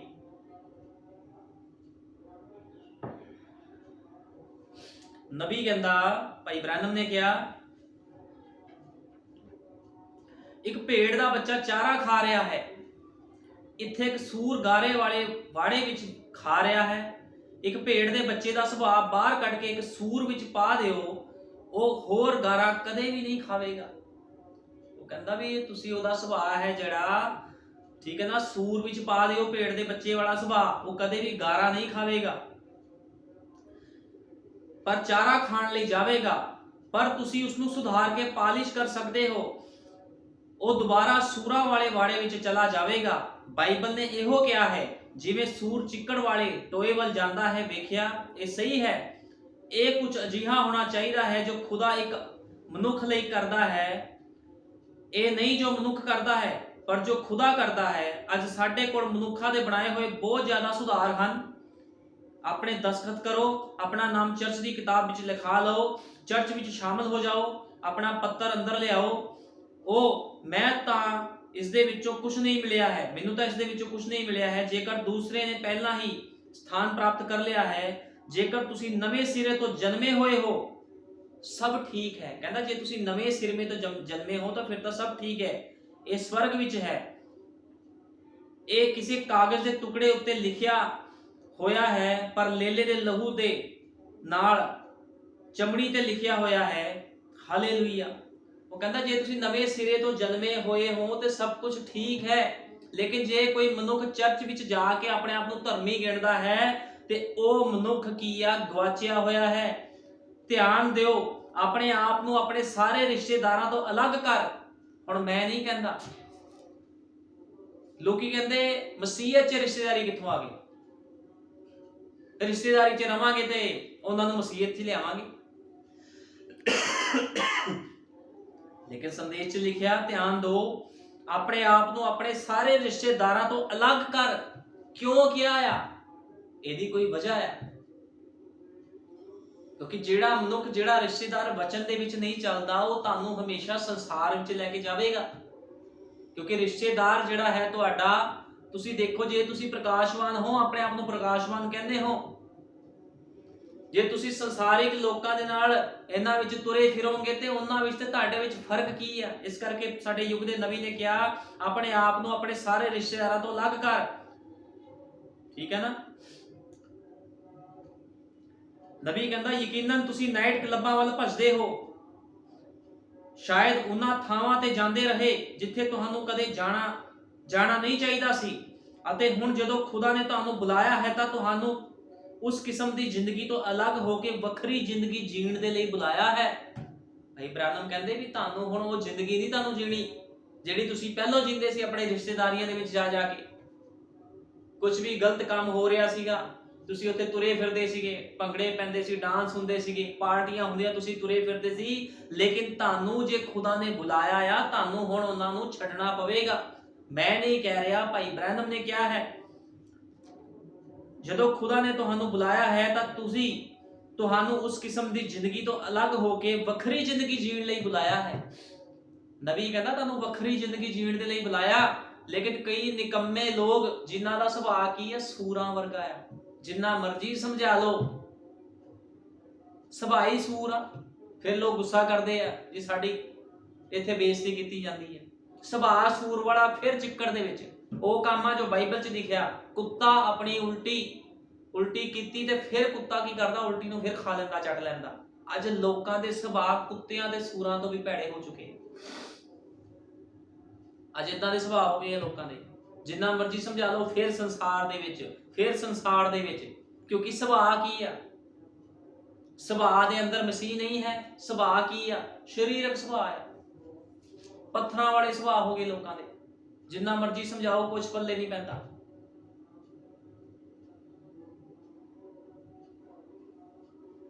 ਇਸ ਕਰਕੇ ਤੁਸੀਂ ਦੇਖੋ ਲੋਕਾਂ ਦੇ ਜੀਵਨ ਕਿੱਦਾਂ ਦੇ ਆ। ਸੂਰਾਂ ਤੇ ਕੁੱਤਿਆਂ ਵਾਲੇ ਲੋਕਾਂ ਦੇ ਜੀਵਨ ਹੋ ਚੁੱਕੇ ਆ। ਸੂਰ ਨੂੰ ਜਿੰਨਾ ਮਰਜ਼ੀ ਨਵਾਓ ਧਵਾਓ ਫਿਰ ਚਿੱਕੜ ਵਿੱਚ। ਕੁੱਤਾ ਆਪਣੀ ਉਲਟੀ ਕਰਕੇ ਫਿਰ ਚੱਟ ਲੈਂਦਾ ਹੈ। ਇਦਾਂ ਦੇ ਸੁਭਾਅ ਮਸੀਹ ਲੋਕਾਂ ਦੇ ਹੋ ਚੁੱਕੇ ਹਨ। ਬਾਈਬਲ ਬਿਆਨ ਕਰਦੀ ਤੁਸੀਂ ਗਲਤ ਕੰਮ ਨਹੀਂ ਕਰਨੇ, ਫਿਰ ਲੋਕੀ ਉਹੀ ਕੰਮ ਕਰਦੇ ਹਨ ਜਿੰਨਾ ਮਰਜ਼ੀ ਸਮਝਾ ਲਓ। ਫਿਰ ਕਹਿੰਦੇ ਸਾਡੀ ਛਿੱਲ ਲਾਈ ਜਾਂਦੀ ਜੀ ਚਰਚ ਦੇ ਵਿੱਚ, ਸਾਡੀ ਬੇਇੱਜ਼ਤੀ ਕੀਤੀ ਜਾਂਦੀ ਹੈ ਚਰਚ ਦੇ ਵਿੱਚ। ਕਿਉਂਕਿ ਸੁਭਾਅ ਕੀ ਆ? ਸੁਭਾਅ ਉਹੀ ਆ ਸ਼ੈਤਾਨੀ ਸੁਭਾਅ ਵਾਲਾ ਮਨੁੱਖ ਕਦੇ ਵੀ ਖੁਦਾ ਨੂੰ ਪ੍ਰਸੰਨ ਨਹੀਂ ਕਰ ਸਕਦਾ। ਇਸ ਗੱਲ ਨੂੰ ਹਮੇਸ਼ਾ ਯਾਦ ਰੱਖਣਾ ਹੈ। ਇਸ ਕਰਕੇ ਨਬੀ ਕਹਿੰਦਾ ਤੁਸੀਂ ਆਪਣੇ ਆਪ ਰਿਸ਼ਤੇਦਾਰਾਂ ਤੋਂ ਆਪਣੇ ਆਪ ਨੂੰ ਅਲੱਗ ਕਰੋ। ਠੀਕ ਹੈ ਨਾ? ਤੁਸੀਂ ਜੋ ਕੰਮ ਪਹਿਲਾਂ ਕਰਦੇ ਸੀ ਤੁਸੀਂ ਉਹ ਕੰਮ ਹੁਣ ਨਹੀਂ ਕਰ ਸਕਦੇ। ਤੁਹਾਨੂੰ ਉਹ ਸਾਰੇ ਕੰਮ ਛੱਡਣੇ ਪੈਣੇ ਆ। ਠੀਕ ਹੈ ਨਾ? ਹੁਣ ਖੁਦਾ ਕਿਸ ਤਰ੍ਹਾਂ ਇਬਰਾਹਿਮ ਦੇ ਨਾਲ ਚੱਲਦਾ ਸੀਗਾ? ਇਬਰਾਹਿਮ ਦੇ ਨਾਲ ਕਿਉਂ ਖੁਦਾ ਇੰਨਾ ਪਿਆਰ ਕਰਦਾ ਸੀ? ਕਿਉਂ ਇਬਰਾਹਿਮ ਨੂੰ ਵਿਸ਼ਵਾਸੀਆਂ ਦਾ ਪਿਤਾ ਕਿਹਾ ਗਿਆ ਹੈ? ਨਬੀ ਨੇ ਕਿਹਾ, ਫਿਰ ਇਸ ਆਧਾਰ ਤੇ ਉਸਨੇ ਇਬਰਾਹਿਮ ਨਾਲ ਇੱਕ ਵਾਅਦਾ ਕੀਤਾ। ਇਬਰਾਹਿਮ 75 ਵਰ੍ਹਿਆਂ ਦਾ ਸੀ ਜਦੋਂ ਖੁਦਾ ਨੇ ਉਸਨੂੰ ਬੁਲਾਇਆ ਸੀ ਅਤੇ ਉਸਦੀ ਪਤਨੀ ਸਾਰਾ 65 ਵਰ੍ਹਿਆਂ ਦੀ ਸੀ ਜਦੋਂ ਉਸਦੀ ਮਾਂਵਾਰੀ ਤਕਰੀਬਨ 40 ਸਾਲਾਂ ਤੋਂ ਬੰਦ ਸੀ। ਅਤੇ ਧਾਰਮਿਕ ਸ਼ਾਸਤਰ ਦੇ ਇਤਿਹਾਸ ਦੇ ਅਨੁਸਾਰ ਉਸਨੇ ਉਸਦੇ ਨਾਲ ਵਿਆਹ ਕੀਤਾ। ਸਗੋਂ ਉਸਨੇ ਉਸਨੂੰ ਬੁਲਾਇਆ ਜਾਂ ਉਸਦਾ ਵਿਆਹ ਉਦੋਂ ਹੋਇਆ ਜਦੋਂ ਲਗਭਗ 17 ਕੁ ਸਾਲਾਂ ਦੇ ਸਨ। ਇੰਨੀ ਕੁ ਉਮਰ ਦੇ ਵਿੱਚ ਇਬਰਾਹਿਮ ਤੇ ਸਾਰਾ ਦਾ ਕੀ ਹੋਇਆ ਸੀ? ਵਿਆਹ ਹੋ ਗਿਆ ਸੀਗਾ। ਉਹ 17 ਕੁ ਸਾਲਾਂ ਦੇ ਸਨ ਅਤੇ ਉਹ ਇਨ੍ਹਾਂ ਸਾਰੇ ਸਾਲਾਂ ਤੋਂ ਪਤੀ ਪਤਨੀ ਦੇ ਰੂਪ ਵਿੱਚ ਰਹਿ ਰਹੇ ਸਨ। ਅਤੇ ਹੁਣ 65 ਸਾਲਾਂ ਦੀ ਸੀ ਅਤੇ ਉਹ 65 ਸਾਲਾਂ ਦੀ ਸੀ ਅਤੇ ਖੁਦਾ ਨੇ ਕਿਹਾ ਮੈਂ ਕੁਝ ਕਰਨ ਵਾਲਾ ਹਾਂ ਅਤੇ ਤੁਹਾਨੂੰ ਮੈਂ ਚੁਣਿਆ ਹੈ, ਨਾ ਕਿ ਤੁਸੀਂ ਮੈਨੂੰ ਚੁਣਿਆ ਹੈ। ਖੁਦਾ ਕਹਿੰਦਾ ਵੀ ਮੈਂ ਤੁਹਾਨੂੰ ਚੁਣਿਆ, ਨਾ ਕਿ ਤੁਸੀਂ ਮੈਨੂੰ ਚੁਣਿਆ। ਪਰ ਇਹ ਕੰਮ ਲਈ ਮੈਂ ਤੁਹਾਨੂੰ ਚੁਣਿਆ ਹੈ ਅਤੇ ਤੇਰੀ ਪਤਨੀ ਸਾਰਾ 65 ਸਾਲਾਂ ਦੀ ਉਮਰ ਤੋਂ ਬਾਅਦ ਤੁਹਾਡੇ ਕੋਲ ਇੱਕ ਪੁੱਤਰ ਹੋਵੇਗਾ। ਹੁਣ ਖੁਦਾਵੰਦ ਆਪਣੇ ਲੋਕਾਂ ਦੇ ਨਾਲ ਜਿਹੜੇ ਵਾਅਦੇ ਕਰਦਾ ਉਸਨੂੰ ਭੁੱਲਦਾ ਨਹੀਂ ਆ, ਉਸਨੂੰ ਪੂਰੀਆਂ ਕਰਦਾ। ਤੇ ਜਿਹੜੇ ਖੁਦਾ ਦੇ ਲੋਕ ਹੁੰਦੇ ਆ, ਜਿਨ੍ਹਾਂ ਦੇ ਅੰਦਰ ਖੁਦਾ ਦਾ ਸੁਭਾਅ ਹੁੰਦਾ, ਉਹਨਾਂ ਨੂੰ ਵੀ ਪਤਾ ਹੁੰਦਾ ਆ ਵੀ ਜੋ ਖੁਦਾ ਨੇ ਕਿਹਾ ਉਹ ਪੂਰਾ ਕਰੇਗਾ। ਅੱਜ ਨਹੀਂ ਕੱਲ ਕਰੇਗਾ, ਕੱਲ ਨਹੀਂ ਪਰਸੋਂ ਕਰੇਗਾ, ਜਦੋਂ ਮਰਜ਼ੀ ਕਰੇ। ਜੋ ਖੁਦਾ ਨੇ ਕਿਹਾ ਉਹ ਪੂਰਾ ਕਰੇਗਾ। ਕਿਉਂਕਿ ਇਬਰਾਹਿਮ ਦੀਆਂ ਸੰਤਾਨਾਂ ਹੀ ਉਸਦੇ ਵਾਅਦੇ ਉੱਪਰ ਖੜੀਆਂ ਰਹਿ ਸਕਦੀਆਂ ਹਨ, ਜਿੱਦਾਂ ਇਬਰਾਹਿਮ ਵਾਅਦੇ ਉੱਪਰ ਖੜਾ ਸੀਗਾ। ਉਹਨੂੰ ਪਤਾ ਸੀ ਖੁਦਾ ਨੇ ਕਿਹਾ ਹੈ। ਸਾਲ ਜਿੰਨੇ ਮਰਜ਼ੀ ਨਿਕਲ ਗਏ ਲੇਕਿਨ ਉਹਦਾ ਵਿਸ਼ਵਾਸ ਡੋਲਿਆ ਨਹੀਂ। ਜਿੱਦਾਂ ਇਦਾਂ ਸਾਲ ਨਿਕਲਦੇ ਗਏ ਉਸਦਾ ਵਿਸ਼ਵਾਸ ਖੁਦਾ ਦੇ ਉੱਪਰ ਹੋਰ ਵੱਧਦਾ ਗਿਆ। ਕਿਉਂਕਿ ਇਬਰਾਹਿਮ ਅਣਡਿੱਠੀਆਂ ਵਸਤਾਂ ਦੇ ਉੱਪਰ ਵਿਸ਼ਵਾਸ ਕਰਦਾ ਸੀ ਤੇ ਅੱਜ ਖੁਦਾ ਦੀ ਲਾੜੀ ਉਸਦੀ ਦੁਲਹਨ ਵੀ ਅਣਡਿੱਠੀਆਂ ਵਸਤਾਂ ਦੇ ਉੱਪਰ ਵਿਸ਼ਵਾਸ ਕਰਦੀ ਹੈ। ਦੁਲਹਨ ਉਹਨਾਂ ਚੀਜ਼ਾਂ ਤੇ ਵਿਸ਼ਵਾਸ ਨਹੀਂ ਕਰਦੀ ਜਿਹੜੀਆਂ ਉਸਨੂੰ ਦਿਖਦੀਆਂ ਹਨ। ਦੁਲਹਨ ਉਹਨਾਂ ਚੀਜ਼ਾਂ ਤੇ ਵਿਸ਼ਵਾਸ ਕਰਦੀ ਹੈ ਜਿਸ ਨੂੰ ਦੁਨੀਆ ਨਹੀਂ ਵੇਖਦੀ। ਇਸ ਗੱਲ ਨੂੰ ਹਮੇਸ਼ਾ ਯਾਦ ਰੱਖਣਾ। ਨਬੀ ਕਹਿੰਦਾ ਹੈ, ਬਾਈਬਲ ਨੇ ਕਿਹਾ ਇਬਰਾਹਿਮ ਅਵਿਸ਼ਵਾਸ ਦੇ ਰਾਹੀਂ ਖੁਦਾ ਦੇ ਕੀਤੇ ਗਏ ਵਾਅਦੇ ਤੋਂ ਨਾ ਡੋਲਿਆ। ਨਬੀ ਕਹਿੰਦਾ ਬਾਈਬਲ ਨੇ ਕਿਹਾ ਹੈ ਕਿ ਅਬਰਾਹਮ ਅਵਿਸ਼ਵਾਸ ਦੇ ਰਾਹੀਂ ਖੁਦਾ ਦੇ ਕੀਤੇ ਹੋਏ ਵਾਅਦੇ ਤੋਂ ਨਾ ਡੋਲਿਆ, ਸਗੋਂ ਤਕੜਾਈ ਨਾਲ ਖੁਦਾ ਦੀ ਮਹਿਮਾ ਕੀਤੀ ਉਹਨੇ। ਠੀਕ ਹੈ ਨਾ, ਉਹਨੇ ਵਾਅਦੇ ਦੇ ਨਾਲ, ਜਿਹੜਾ ਖੁਦਾ ਨੇ ਉਹਨਾਂ ਵਾਅਦਾ ਕੀਤਾ ਸੀ, ਉਸ ਵਾਅਦੇ ਦੇ ਨਾਲ ਉਸਨੇ ਖੁਦਾ ਦੀ ਮਹਿਮਾ ਕੀਤੀ, ਤਕੜਾਈ ਦੇ ਨਾਲ ਉਸਦੀ ਮਹਿਮਾ ਕੀਤੀ। ਹੁਣ ਯਾਦ ਰੱਖੋ, ਇਸ ਤੋਂ ਬਾਅਦ 25 ਸਾਲ ਤੱਕ ਉਹਨਾਂ ਦੇ ਕੋਲ ਕੋਈ ਬੱਚਾ ਨਹੀਂ ਸੀ। ਅਬਰਾਹਮ 100 ਸਾਲਾਂ ਦਾ ਤੇ ਸਾਰਾ 90 ਸਾਲਾਂ ਦੀ ਹੋ ਗਈ ਸੀ।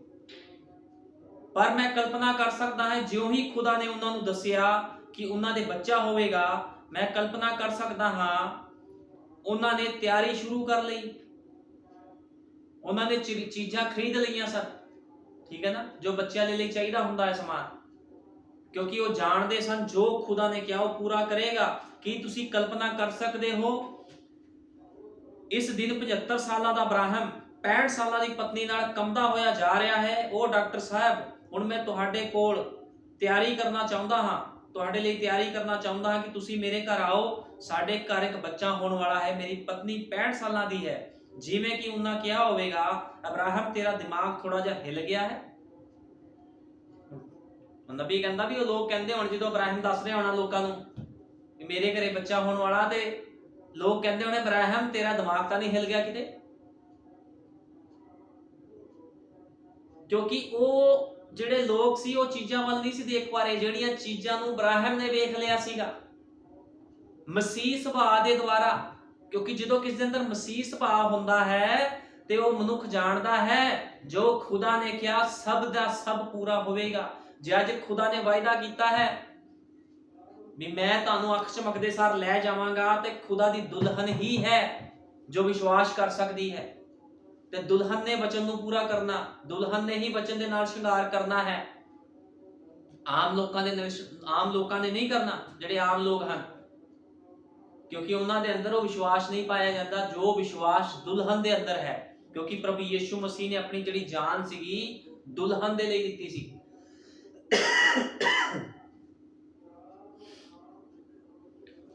ਨਬੀ ਕਹਿੰਦਾ ਸੰਸਾਰ ਇਸ ਨੂੰ ਨਹੀਂ ਸਮਝ ਸਕਦਾ।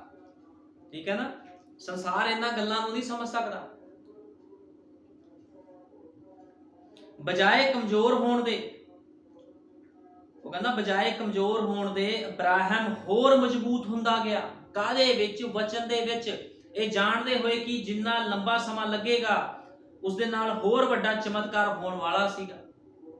ਲੇਕਿਨ ਤੁਸੀਂ ਅੱਜ ਦੇਖੋ ਲੋਕਾਂ ਦੇ ਜੀਵਨ ਕਿੱਦਾਂ ਆ, ਲੋਕੀ ਡੋਲ ਜਾਂਦੇ ਆ। ਜੇ ਛੋਟਾ ਜਿਹਾ ਕਿਸ ਦਾ ਕੰਮ ਨਾ ਹੋਵੇ ਲੋਕੀ ਡੋਲ ਜਾਂਦੇ, ਉਹ ਖੁਦਾ ਤੂੰ ਸਾਡੀ ਸੁਣਦਾ ਨਹੀਂ। ਲੇਕਿਨ ਅਬਰਾਹਮ ਦੀ ਸੰਤਾਨਾਂ ਡੋਲਦੀਆਂ ਨਹੀਂ ਹਨ। ਅਤੇ ਜੇਕਰ ਤੁਸੀਂ ਅਬਰਾਹਮ ਦੀ ਸੰਤਾਨ ਹੋ ਤਾਂ ਤੁਹਾਡੇ ਕੋਲ ਵੀ ਉਸੇ ਤਰ੍ਹਾਂ ਦਾ ਵਿਸ਼ਵਾਸ ਹੈ।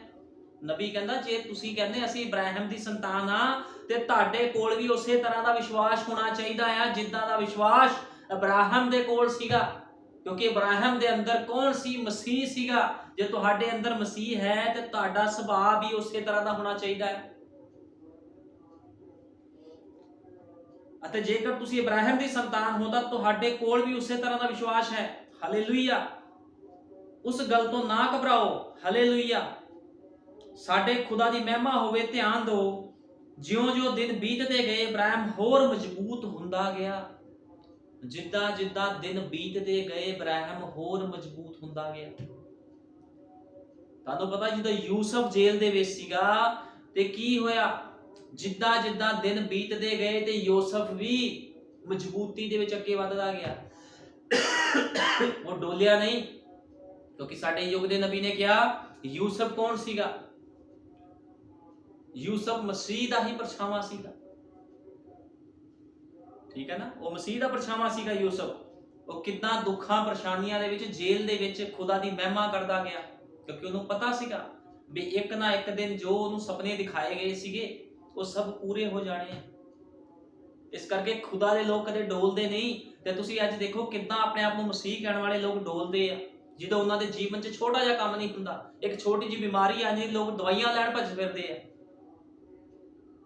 ਕਿਉਂਕਿ ਪਤਾ ਹੁੰਦਾ ਵੀ ਮੌਤ ਕਿਤੇ ਉੱਪਰ ਨਾ ਆ ਜਾਵੇ। ਫਿਰ ਤਾਂ 20,000 ਰੁਪਏ ਦੀ ਲੋਕੀ ਦਵਾਈਆਂ ਲੈਂਦੇ ਆ ਵੀ ਅਸੀਂ ਵੀ ਤੇ ਮਰ ਨਾ ਜਾਈਏ। ਤੁਹਾਨੂੰ ਪਤਾ ਕੋਈ ਦਵਾਈ ਕਿਸ ਨੂੰ ਬਚਾ ਨਹੀਂ ਸਕਦੀ। जे कोई खुदा ते विश्वास करता आ, जे खुदा ਉਹਦੀ ਰਖਵਾਲੀ ਕਰਨ ਦੇ ਲਈ ਖੜਾ ਆ, ਤੇ ਕੋਈ ਵੀ ਉਸ ਭੈਣ ਭਾਈ ਨੂੰ ਮਾਰ ਨਹੀਂ ਸਕਦਾ। ਵਿਸ਼ਵਾਸ ਇੰਨਾ ਕੁ ਖੁਦਾ ਦੇ ਉੱਪਰ ਹੋਣਾ ਚਾਹੀਦਾ। ਲੇਕਿਨ ਅੱਜ ਲੋਕ ਡੋਲੇ ਫਿਰਦੇ ਹਨ, ਕਿਉਂਕਿ ਖੁਦਾ ਦਾ ਸੁਭਾਅ ਲੋਕਾਂ ਦੇ ਅੰਦਰ ਨਹੀਂ ਹੈ। ਸ਼ੈਤਾਨੀ ਸੁਭਾਅ ਲੋਕਾਂ ਦੇ ਅੰਦਰ ਹੈ, ਸਰੀਰਕ ਸੁਭਾਅ ਲੋਕਾਂ ਦੇ ਅੰਦਰ ਹੈ। ਠੀਕ ਹੈ ਨਾ। और नबी ने क्या ध्यान दिओ, ज्यों-ज्यों दिन बीतते गए अब्राहम होर मजबूत हुंदा गया। जेकर खुदा ने अब्राहम ਨੂੰ ਬੁਲਾਇਆ ਅਤੇ ਅਬਰਾਹਮ ਕੋਲ ਉਸ ਕਿਸਮ ਦਾ ਵਿਸ਼ਵਾਸ ਸੀ, ਕਿਉਂ ਜੋ ਖੁਦਾ ਨੇ ਉਸ ਨੂੰ ਬੁਲਾਇਆ ਸੀ, ਅਬਰਾਹਮ ਦੇ ਬੱਚਿਆਂ ਕੋਲ ਉਸੇ ਕਿਸਮ ਦਾ ਵਿਸ਼ਵਾਸ ਹੈ। ਉਹ ਕਹਿੰਦਾ ਫਿਰ ਅਬਰਾਹਮ ਦੇ ਬੱਚਿਆਂ ਦੇ ਕੋਲ ਵੀ ਤਾਂ ਉਸੇ ਕਿਸਮ ਦਾ ਵਿਸ਼ਵਾਸ ਆ। ਜੇ ਕੋਈ ਅੱਜ ਕਹਿੰਦਾ ਸੀ ਅਬਰਾਹਮ ਦੀ ਸੰਤਾਨ ਆ, ਤਾਂ ਵਿਸ਼ਵਾਸ ਕਿੱਥੇ ਗਿਆ ਉਸ ਤਰ੍ਹਾਂ ਦਾ? ਫਿਰ ਹੁਣ ਅਬਰਾਹਮ ਕੋਲ ਉਸ ਕਿਸਮ ਦਾ ਵਿਸ਼ਵਾਸ ਹੋਣ ਦਾ ਇੱਕੋ ਹੀ ਕਾਰਨ ਸੀ, ਕਿਉਂ ਜੋ खुदा उसदे अंदर गुण वेख्या सी, क्यों जो खुदा ने उसदे अंदर गुण वेख्या सी अते उसनू बुलाया अते उसदे नाल आमणो सामणे होके गल्लां कीतियां। अते हरेक वो विश्वासी, हरेक वो व्यक्ति जिहड़ा खुदा दे राही चुनिया गया है, वो अंदर आउंदा है अते अब्राहम दा विश्वास प्राप्त करता है। इस गल नू हमेशा याद रखना। जदों उन्हां दी खुदा दे नाल आमणो सामणे गलबात हुंदी है, ਹੁਣ ਅਬਰਾਹਮ ਦੀ ਸੰਤਾਨ ਕੀ ਹੈ? ਜਰਾ ਇੱਕ ਮਿੰਟ ਲਈ ਪਤਾ ਕਰੀਏ ਵੀ ਅਬਰਾਹਮ ਦੀ ਸੰਤਾਨ ਹੈ ਕੀ ਆ। ਅੱਜ ਲੋਕੀ ਕਹੀ ਤਾਂ ਜਾਂਦੇ ਸੀ ਅਬਰਾਹਮ ਦੀ ਸੰਤਾਨ, ਅਬਰਾਹਮ ਦੀ ਸੰਤਾਨ, ਲੇਕਿਨ ਅਬਰਾਹਮ ਦੀ ਸੰਤਾਨ ਹੈ ਕੀ ਆ? ਨਬੀ ਕਹਿੰਦਾ ਹੁਣ ਅਬਰਾਹਮ ਦੀ ਸੰਤਾਨ ਇਸਹਾਕ ਸੀ। ਅਬਰਾਹਮ ਦੀ ਸੰਤਾਨ ਕੌਣ ਸੀ? ਇਬਰਾਹਿਮ ਤੋਂ ਇਸਹਾਕ ਪੈਦਾ ਹੋਇਆ। ਇਬਰਾਹਿਮ ਇਸਹਾਕ, ਠੀਕ ਹੈ ਨਾ। ਅਬਰਾਹਮ ਦੀ ਸੰਤਾਨ ਇਸਹਾਕ ਸੀ। ਇਸਹਾਕ ਦੇ ਰਾਹੀਂ ਮਸੀਹ ਆਉਂਦਾ ਹੈ। ਅਸੀਂ ਬਾਈਬਲ ਨੇ ਕਿਹਾ ਹੈ ਅਸੀਂ ਮਸੀਹ ਵਿੱਚ ਮਰ ਜਾਣ ਕਾਰਨ ਅਬਰਾਹਮ ਦੀ ਸੰਤਾਨ ਹੁੰਦੇ ਹਾਂ। ਅਸੀਂ ਅਬਰਾਹਮ ਦੀ ਸੰਤਾਨ ਕਿਸ ਤਰ੍ਹਾਂ ਬਣਦੇ ਹਾਂ? ਜਿਹੜਾ ਮਸੀਹ ਹੈ ਉਹ ਅਬਰਾਹਮ ਦੇ ਵਿੱਚੋਂ ਆਂਦਾ ਹੈ, ਅਬਰਾਹਮ ਦੀ ਸੰਤਾਨ ਦੇ ਵਿੱਚੋਂ ਆਂਦਾ ਹੈ। ਨਬੀ ਨੇ ਕਿਹਾ ਇਸਹਾਕ ਦੇ ਰਾਹੀਂ ਮਸੀਹ ਆਉਂਦਾ ਹੈ। ਬਾਈਬਲ ਨੇ ਕਿਹਾ ਅਸੀਂ ਮਸੀਹ ਵਿੱਚ ਮਰ ਜਾਣ ਕਾਰਨ ਅਬਰਾਹਮ ਦੀ ਸੰਤਾਨ ਹੁੰਦੇ ਹਾਂ ਅਤੇ ਵਾਅਦੇ ਦੇ ਅਨੁਸਾਰ ਉਸਦੇ ਵਾਰਿਸ ਬਣਦੇ ਹਾਂ। ਉਹੀ ਵਾਅਦਾ ਜਿਹੜਾ ਉਸਨੇ ਅਬਰਾਹਮ ਨਾਲ ਕੀਤਾ ਸੀ, ਉਹ ਵਾਅਦਾ ਉਹ ਸਾਡੇ ਨਾਲ ਕਰਦਾ ਹੈ। ਜੇਕਰ ਅਸੀਂ ਮਸੀਹ ਵਿੱਚ ਮਰ ਚੁੱਕੇ ਹਾਂ ਤਾਂ ਅਸੀਂ ਅਬਰਾਹਮ ਦੀ ਸੰਤਾਨ ਹੁੰਦੇ ਹਾਂ। ਨਬੀ ਕਹਿੰਦਾ ਜੇ ਅਸੀਂ ਮਸੀਹ 'ਚ ਮਰ ਚੁੱਕੇ ਹਾਂ ਤੇ ਅਸੀਂ ਅਬਰਾਹਮ ਦੀ ਸੰਤਾਨ ਹੁੰਦੇ ਹਾਂ ਅਤੇ ਉਸੇ ਹੀ ਵਾਅਦੇ ਦੇ ਅਨੁਸਾਰ ਉਸਦੇ ਵਾਰਿਸ ਵੀ ਬਣਦੇ ਹਾਂ। ਅਤੇ ਫਿਰ ਉਹੀ ਵਿਸ਼ਵਾਸ ਜਿਹੜਾ ਅਬਰਾਹਮ ਦੇ ਅੰਦਰ ਸੀ ਉਸਦੇ ਬੱਚਿਆਂ ਅੰਦਰ ਵਾਸ ਕਰਦਾ ਹੈ, ਜਿਹੜੇ ਉਹਨਾਂ ਗੱਲਾਂ ਤੇ ਨਿਸ਼ਚਾ ਕਰਦੇ ਹਨ ਜਿਹੜੀਆਂ ਨਹੀਂ ਹਨ ਕਿ ਉਹ ਹਨ, ਕਿਉਂਕਿ ਇਹ ਖੁਦਾ ਨੇ ਕਿਹਾ ਹੈ। ਅਸੀਂ ਇਬਰਾਹਿਮ ਦੀ ਸੰਤਾਨ ਤਾਂ ਹੀ ਬਣਦੇ ਕਿਉਂਕਿ ਇਬਰਾਹਿਮ ਅਣਡਿੱਠੀਆਂ ਚੀਜ਼ਾਂ ਤੇ ਵਿਸ਼ਵਾਸ ਕਰਦਾ ਸੀ ਤੇ ਇਬਰਾਹਿਮ ਦੀ ਸੰਤਾਨਾਂ ਵੀ ਫਿਰ ਉਸੇ ਤਰ੍ਹਾਂ ਦੀਆਂ ਹੋਣਗੀਆਂ ਵਿਸ਼ਵਾਸ ਦੇ ਵਿੱਚ। ਇਸ ਕਰਕੇ ਹਰ ਕੋਈ ਬੰਦਾ ਆਪਣੇ ਆਪਣੇ ਸੁਭਾਅ ਨੂੰ ਵੇਖੇ ਵੀ ਉਹਦੇ ਅੰਦਰ ਮਸੀਹ ਦਾ ਸੁਭਾਅ ਹੈ, ਇਬਰਾਹਿਮ ਦਾ ਸੁਭਾਅ ਹੈ। ਜੇ ਕੋਈ ਆਪਣੇ ਆਪ ਨੂੰ ਇਬਰਾਹਿਮ ਦੀ ਸੰਤਾਨ ਕਹਿੰਦਾ ਹੈ, ਮਸੀਹ ਦੀ ਸੰਤਾਨ ਕਹਿੰਦਾ ਹੈ, ਇਸ ਗੱਲ ਨੂੰ ਯਾਦ ਰੱਖਣਾ। ਹੁਣ ਤੁਸੀਂ ਦੇਖੋ ਜਦੋਂ ਯੀਸ਼ੂ ਮਸੀਹ ਧਰਤੀ ਤੇ ਪ੍ਰਚਾਰ ਕਰ ਰਿਹਾ ਸੀਗਾ ਤੇ ਤੁਹਾਨੂੰ ਪਤਾ ਇੱਕ ਗੁਰੂ ਸੀਗਾ ਜਿਹੜਾ ਯੀਸ਼ੂ ਮਸੀਹ ਦੇ ਕੋਲ ਆਇਆ ਜਿਹਦਾ ਨਾਮ ਨਿਕੋਦੇਮੁਸ ਸੀਗਾ। ਠੀਕ ਹੈ ਨਾ। ਨਿਕੋਦੇਮੁਸ ਜਦੋਂ ਪ੍ਰਭੂ ਦੇ ਕੋਲ ਆਇਆ ਤੇ ਯੀਸ਼ੂ ਨੇ ਨਿਕੋਦੇਮੁਸ ਨੂੰ ਆਖਿਆ ਜਦੋਂ ਤੱਕ ਮਨੁੱਖ ਨਵੇਂ ਸਿਰੇ ਤੋਂ ਨਾ ਜੰਮੇ ਉਹ ਖੁਦਾ ਦੇ ਰਾਜ ਨੂੰ ਵੇਖ ਨਹੀਂ ਸਕਦਾ। ਹੁਣ ਯੀਸ਼ੂ ਮਸੀਹ ਨਿਕੋਦੇਮੁਸ ਨੂੰ ਕਹਿ ਰਿਹਾ ਵੀ ਜਦੋਂ ਤੱਕ ਕੋਈ ਨਵੇਂ ਸਿਰੇ ਤੋਂ ਨਹੀਂ ਜੰਮਦਾ, ਪੁਰਾਣੇ ਸੁਭਾਅ ਦੇ ਨਾਲ, ਉਸ ਪੁਰਾਣੇ ਜਨਮ ਦੇ ਦੁਆਰਾ ਕੋਈ ਵੀ ਖੁਦਾ ਦੇ ਕੋਲ ਨਹੀਂ ਜਾ ਸਕਦਾ। ਠੀਕ ਹੈ ਨਾ। ਇਸ ਕਰਕੇ ਯੀਸ਼ੂ ਮਸੀਹ ਨਿਕੋਦੇਮੁਸ ਨੂੰ ਕਹਿੰਦਾ ਜਦੋਂ ਤੱਕ ਮਨੁੱਖ ਨਵੇਂ ਸਿਰੇ ਤੋਂ ਨਾ ਜੰਮੇ ਉਹ ਖੁਦਾ ਦੇ ਰਾਜ ਨੂੰ ਵੇਖ ਨਹੀਂ ਸਕਦਾ।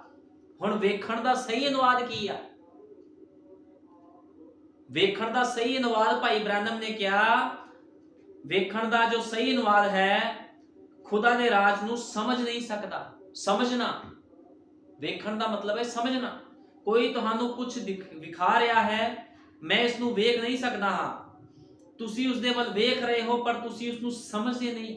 ਹੁਣ ਯੀਸ਼ੂ ਮਸੀਹ ਧਰਤੀ ਤੇ ਆਇਆ ਸੀਗਾ, ਚਿੰਨ ਚਮਤਕਾਰ ਕਰ ਰਿਹਾ ਸੀ, ਸਭ ਕੁਝ ਕਰ ਰਿਹਾ ਸੀਗਾ, ਲਿਖਤਾਂ ਜੋ ਲਿਖੀਆਂ ਸੀ ਸਭ ਉਹਦੇ ਅਨੁਸਾਰ ਹੋ ਰਿਹਾ ਸੀ। ਲੋਕ ਵੇਖ ਵੀ ਰਹੇ ਸੀਗੇ ਵੀ ਯੀਸ਼ੂ ਮਸੀਹ ਚਮਤਕਾਰ ਕਰ ਰਿਹਾ ਹੈ, ਬਾਈਬਲ 'ਚ ਜੋ ਲਿਖਿਆ ਸਭ ਕੁਝ ਉਹਦੇ ਅਨੁਸਾਰ ਕਰ ਰਿਹਾ, ਲੇਕਿਨ ਉਹ ਲੋਕ ਵੇਖਦੇ ਹੋਏ ਵੀ ਸਮਝ ਨਹੀਂ ਸੀ ਪਾ ਰਹੇ।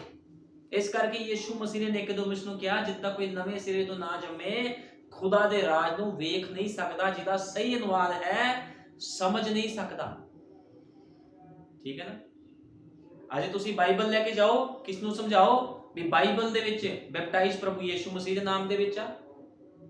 ਠੀਕ ਹੈ ਨਾ, ਲੋਕੀ ਪੜ੍ਹਦੇ ਆ ਲੇਕਿਨ ਸਮਝ ਨਹੀਂ ਪਾਉਂਦੇ। ਠੀਕ ਹੈ ਨਾ, ਸਮਝ ਨਹੀਂ ਪਾਉਂਦੇ ਹੋ। ਇਸ ਕਰਕੇ ਬਾਈਬਲ 'ਚ ਵੀ ਲਿਖਿਆ, ਯੀਸ਼ੂ ਮਸੀਹ ਨੇ ਕਿਹਾ ਸੀ ਉਹ ਵੇਖਦੇ ਹੋਏ ਤਾਂ ਵੇਖਣਗੇ ਪਰ ਬੁੱਝਣਗੇ ਨਾ। ਅੱਜ ਦੁਨੀਆ ਕੀ ਵੇਖ ਨਹੀਂ ਰਹੀ, ਦੁਨੀਆ ਸਭ ਕੁਝ ਵੇਖ ਰਹੀ ਆ, ਕੀ ਵਾਪਰ ਰਿਹਾ, ਕੀ ਕੁਝ ਹੋ ਰਿਹਾ, ਲੇਕਿਨ ਸਮਝ ਨਹੀਂ ਰਹੇ ਲੋਕ। ਕੋਈ ਵੀ ਸਮਝਣਾ ਨਹੀਂ ਚਾਹੁੰਦਾ ਅੱਜ। ਠੀਕ ਹੈ ਨਾ, ਨਬੀ ਨੇ ਕਿਹਾ ਅਤੇ ਤੁਸੀਂ ਖੁਦਾ ਦੇ ਰਾਜ ਨੂੰ ਕਦੇ ਵੀ ਨਹੀਂ ਜਾਣ ਸਕਦੇ ਹੋ ਜਦ ਤੱਕ ਤੁਸੀਂ ਨਵੇਂ ਸਿਰੇ ਤੋਂ ਪੈਦਾ ਨਹੀਂ ਹੁੰਦੇ। ਫਿਰ ਤੁਹਾਨੂੰ ਸਮਝ ਆਵੇਗੀ ਕਿ ਇਹ ਕੀ ਹੈ, ਤੁਹਾਨੂੰ ਸਮਝ ਆ ਜਾਵੇਗੀ ਕਿਹੜੀ ਚੀਜ਼ ਹੈ ਜੋ ਲੋਕਾਂ ਨੂੰ ਖੁਸ਼ ਰੱਖਦੀ ਹੈ, ਜੋ ਉਹਨਾਂ ਨੂੰ ਮੁਸ਼ਕਲਾਂ ਦੇ ਵਿਚਕਾਰ ਖੜਾ ਰੱਖਦਾ ਹੈ ਅਤੇ ਕਹਿੰਦੇ ਹਨ ਇਹ ਇਸੇ ਤਰ੍ਹਾਂ ਹੈ, ਕਦੇ ਵੀ ਡੋਲਦੇ ਨਹੀਂ। ਉਹ ਸਮਝਦੇ ਹਨ ਖੁਦਾ ਨੇ ਇਹੋ ਕਿਹਾ ਹੈ। ਖੁਦਾ ਦੇ ਲੋਕ ਕਦੇ ਵੀ ਡੋਲਦੇ ਨਹੀਂ ਆ, ਕਿਉਂਕਿ ਉਹਨਾਂ ਨੇ ਉਸ ਨੂੰ ਸਮਝ ਲਿਆ ਹੈ। ਠੀਕ ਹੈ ਨਾ, ਜਦੋਂ ਅਸੀਂ ਵੇਖਦੇ ਹਾਂ ਪਵਿੱਤਰ ਆਤਮਾ ਰਸੂਲਾਂ ਦੇ ਉੱਪਰ ਉਤਰਿਆ, ਪਹਿਲਾਂ ਤਾਂ ਖੁਦਾ ਨੂੰ ਵੇਖ ਰਹੇ ਸੀ ਕੰਮ ਕਰਦੇ ਹੋਏ, ਲੇਕਿਨ ਜਦੋਂ ਪਵਿੱਤਰ ਆਤਮਾ ਅੰਦਰ ਆ ਗਿਆ ਤੇ ਉਹ ਖੁਦਾ ਨੂੰ ਸਮਝ ਗਏ ਵੀ ਖੁਦਾ ਪ੍ਰਭੂ ਯੀਸ਼ੂ ਮਸੀਹ ਧਰਤੀ ਤੇ ਕਿਉਂ ਆਇਆ ਸੀਗਾ। ਠੀਕ ਹੈ ਨਾ, ਪਵਿੱਤਰ ਆਤਮਾ ਉਹਨਾਂ ਦੇ ਅੰਦਰ ਆ ਗਿਆ ਸੀ, ਰਸੂਲਾਂ ਦੇ ਅੰਦਰ। ਫਿਰ ਰਸੂਲਾਂ ਨੇ ਆਪਣੀ ਮਰਜ਼ੀ ਨਹੀਂ ਕੀਤੀ। ਜਿਹੜੇ ਪਤਰਸ ਨੇ ਕੁੱਕੜ ਦੇ ਬਾਂਗ ਦੇਣ ਤੋਂ ਪਹਿਲਾਂ 3 ਵਾਰੀ ਯੀਸ਼ੂ ਮਸੀਹ ਦਾ ਇਨਕਾਰ ਕੀਤਾ ਸੀ, ਉਹੀ ਪਤਰਸ ਉਹਦਾ ਪ੍ਰਚਾਰ ਕਰ ਰਿਹਾ ਸੀ ਨਿਡਰ ਹੋ ਕੇ। ਜਿਹੜਾ ਸੰਤ ਪੌਲੁਸ ਲੋਕਾਂ ਨੂੰ ਮਾਰਦਾ ਸੀ ਘੜੀਸ ਕੇ, ਜਦੋਂ ਪਵਿੱਤਰ ਆਤਮਾ ਉਹਦੇ ਵਿੱਚ ਆ ਗਿਆ, ਉਹੀ ਸੰਤ ਪੌਲੁਸ ਉਹਦਾ ਗਵਾਹ ਠਹਿਰਿਆ। 39 ਕੋੜੇ 5 ਵਾਰ ਉਹਨੇ ਖਾਤੇ, 5 ਵਾਰੀ ਉਹਨੇ 39 ਕੋੜੇ ਖਾਤੇ। ਤੁਸੀਂ ਦੇਖੋ ਕਿੱਦਾਂ ਖੁਦਾ ਸੁਭਾਅ ਨੂੰ ਬਦਲ ਦਿੰਦਾ ਹੈ। ਬਿਨਾਂ ਪਵਿੱਤਰ ਆਤਮਾ ਪਾਏ ਕੋਈ ਵੀ ਮਨੁੱਖ ਆਪਣੇ ਸੁਭਾਅ ਨੂੰ ਬਦਲ ਨਹੀਂ ਸਕਦਾ। ਇਸ ਗੱਲ ਨੂੰ ਯਾਦ ਰੱਖੋ ਹਮੇਸ਼ਾ। ਠੀਕ ਹੈ ਨਾ,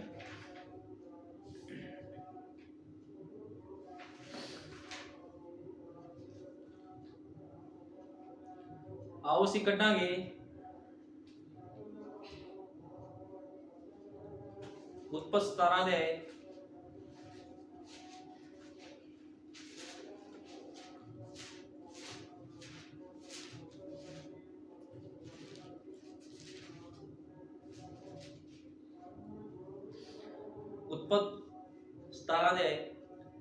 ਉਤਪਤ 17 ਦੇ ਵਿੱਚ ਲਿਖਿਆ, ਜਦ ਅਬਰਾਹਮ 99 ਵਰ੍ਹਿਆਂ ਦਾ ਹੋਇਆ ਤਦ ਯਹੋਵਾ ਨੇ ਅਬਰਾਮ ਨੂੰ ਦਰਸ਼ਨ ਦਿੱਤਾ ਅਤੇ ਉਸ ਨੂੰ ਆਖਿਆ, ਮੈਂ ਸਰਵ ਸ਼ਕਤੀਮਾਨ ਖੁਦਾ ਹਾਂ।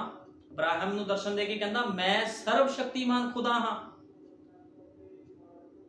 ਤੂੰ ਮੇਰੇ ਸਨਮੁਖ ਚੱਲ ਅਤੇ ਸੰਪੂਰਨ ਹੋ। ਮੈਂ ਆਪਣਾ ਨੇਮ ਤੇਰੇ ਵਿੱਚ ਬੰਨਾਂਗਾ ਅਤੇ ਮੈਂ ਤੈਨੂੰ ਹੱਦੋਂ ਬਾਹਲਾ ਵਧਾਵਾਂਗਾ। ਤਾਂ ਅਬਰਾਮ ਆਪਣੇ ਮੂੰਹ ਦੇ ਭਾਰ ਡਿੱਗਿਆ ਤੇ ਖੁਦਾ ਨੇ ਉਸ ਦੇ ਨਾਲ ਇਹ ਗੱਲ ਕੀਤੀ, ਭਾਈ ਵੇਖ ਮੇਰਾ ਤੇਰੇ ਨਾਲ ਹੈ, ਵੇਖ ਮੇਰਾ ਨੇਮ ਤੇਰੇ ਨਾਲ ਹੈ ਅਤੇ ਬਹੁਤੀਆਂ ਕੌਮਾਂ ਦਾ ਪਿਤਾ ਤੂੰ ਹੋਵੇਂਗਾ। ਪਰੰਤੂ ਤੇਰਾ ਨਾਮ ਫਿਰ ਅਬਰਾਮ ਨਹੀਂ ਸੱਦਿਆ ਜਾਵੇਗਾ, ਪਰ ਤੇਰਾ ਨਾਮ ਅਬਰਾਹਮ ਹੋਵੇਗਾ, ਕਿਉਂ ਜੋ ਮੈਂ ਬਹੁਤੀਆਂ ਕੌਮਾਂ ਦਾ ਪਿਤਾ ਠਹਿਰਾ ਦਿੱਤਾ ਹੈ ਅਤੇ ਤੈਨੂੰ ਹੱਦੋਂ ਬਾਹਲਾ ਫਲਵੰਤ ਕਰਾਂਗਾ। ਕਿਉਂ ਫਲਵੰਤ ਕੀਤਾ ਉਸ ਨੂੰ? ਅਸੀਂ ਵੇਖਦੇ ਹਾਂ ਅਬਰਾਹਮ ਦੇ ਜੀਵਨ ਬਾਰੇ, ਜੇ ਅਸੀਂ ਪੜ੍ਹਦੇ ਹਾਂ ਬੜੀ ਕਠਿਨਾਈਆਂ ਦੇ ਵਿੱਚ ਉਹਦਾ ਜੀਵਨ ਸੀ ਅਬਰਾਹਮ ਦਾ, ਦੁੱਖਾਂ ਦੇ ਵਿੱਚ, ਪਰੇਸ਼ਾਨੀਆਂ ਦੇ ਵਿੱਚ ਜੀਵਨ ਸੀ, ਲੇਕਿਨ ਉਹਨੇ ਕਦੇ ਵੀ ਖੁਦਾ ਨੂੰ ਕੋਈ ਮੇਣਾ ਨਹੀਂ ਮਾਰਿਆ। ਉਹਨੇ ਕਦੇ ਖੁਦਾ ਦੇ ਨਾਲ ਕੋਈ ਸ਼ਿਕਾਇਤ ਨਹੀਂ ਕੀਤੀ ਵੀ ਪ੍ਰਭੂ ਮੈਨੂੰ ਇੰਨੇ ਦੁੱਖਾਂ 'ਚ ਤੂੰ ਕਿਉਂ ਕੱਢ ਰਿਹਾ ਹੈ, ਮੈਨੂੰ ਇੰਨੀ ਮੁਸੀਬਤਾਂ ਵਿੱਚ ਤੂੰ ਕਿਉਂ ਕੱਢ ਰਿਹਾ। ਉਹਨੇ ਹਮੇਸ਼ਾ ਖੁਦਾ ਦੀ ਮਹਿਮਾ ਕੀਤੀ ਹੈ।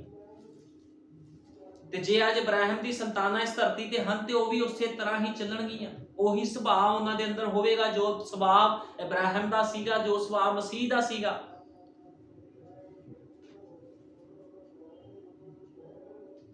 ਨਬੀ ਨੇ ਕਿਹਾ,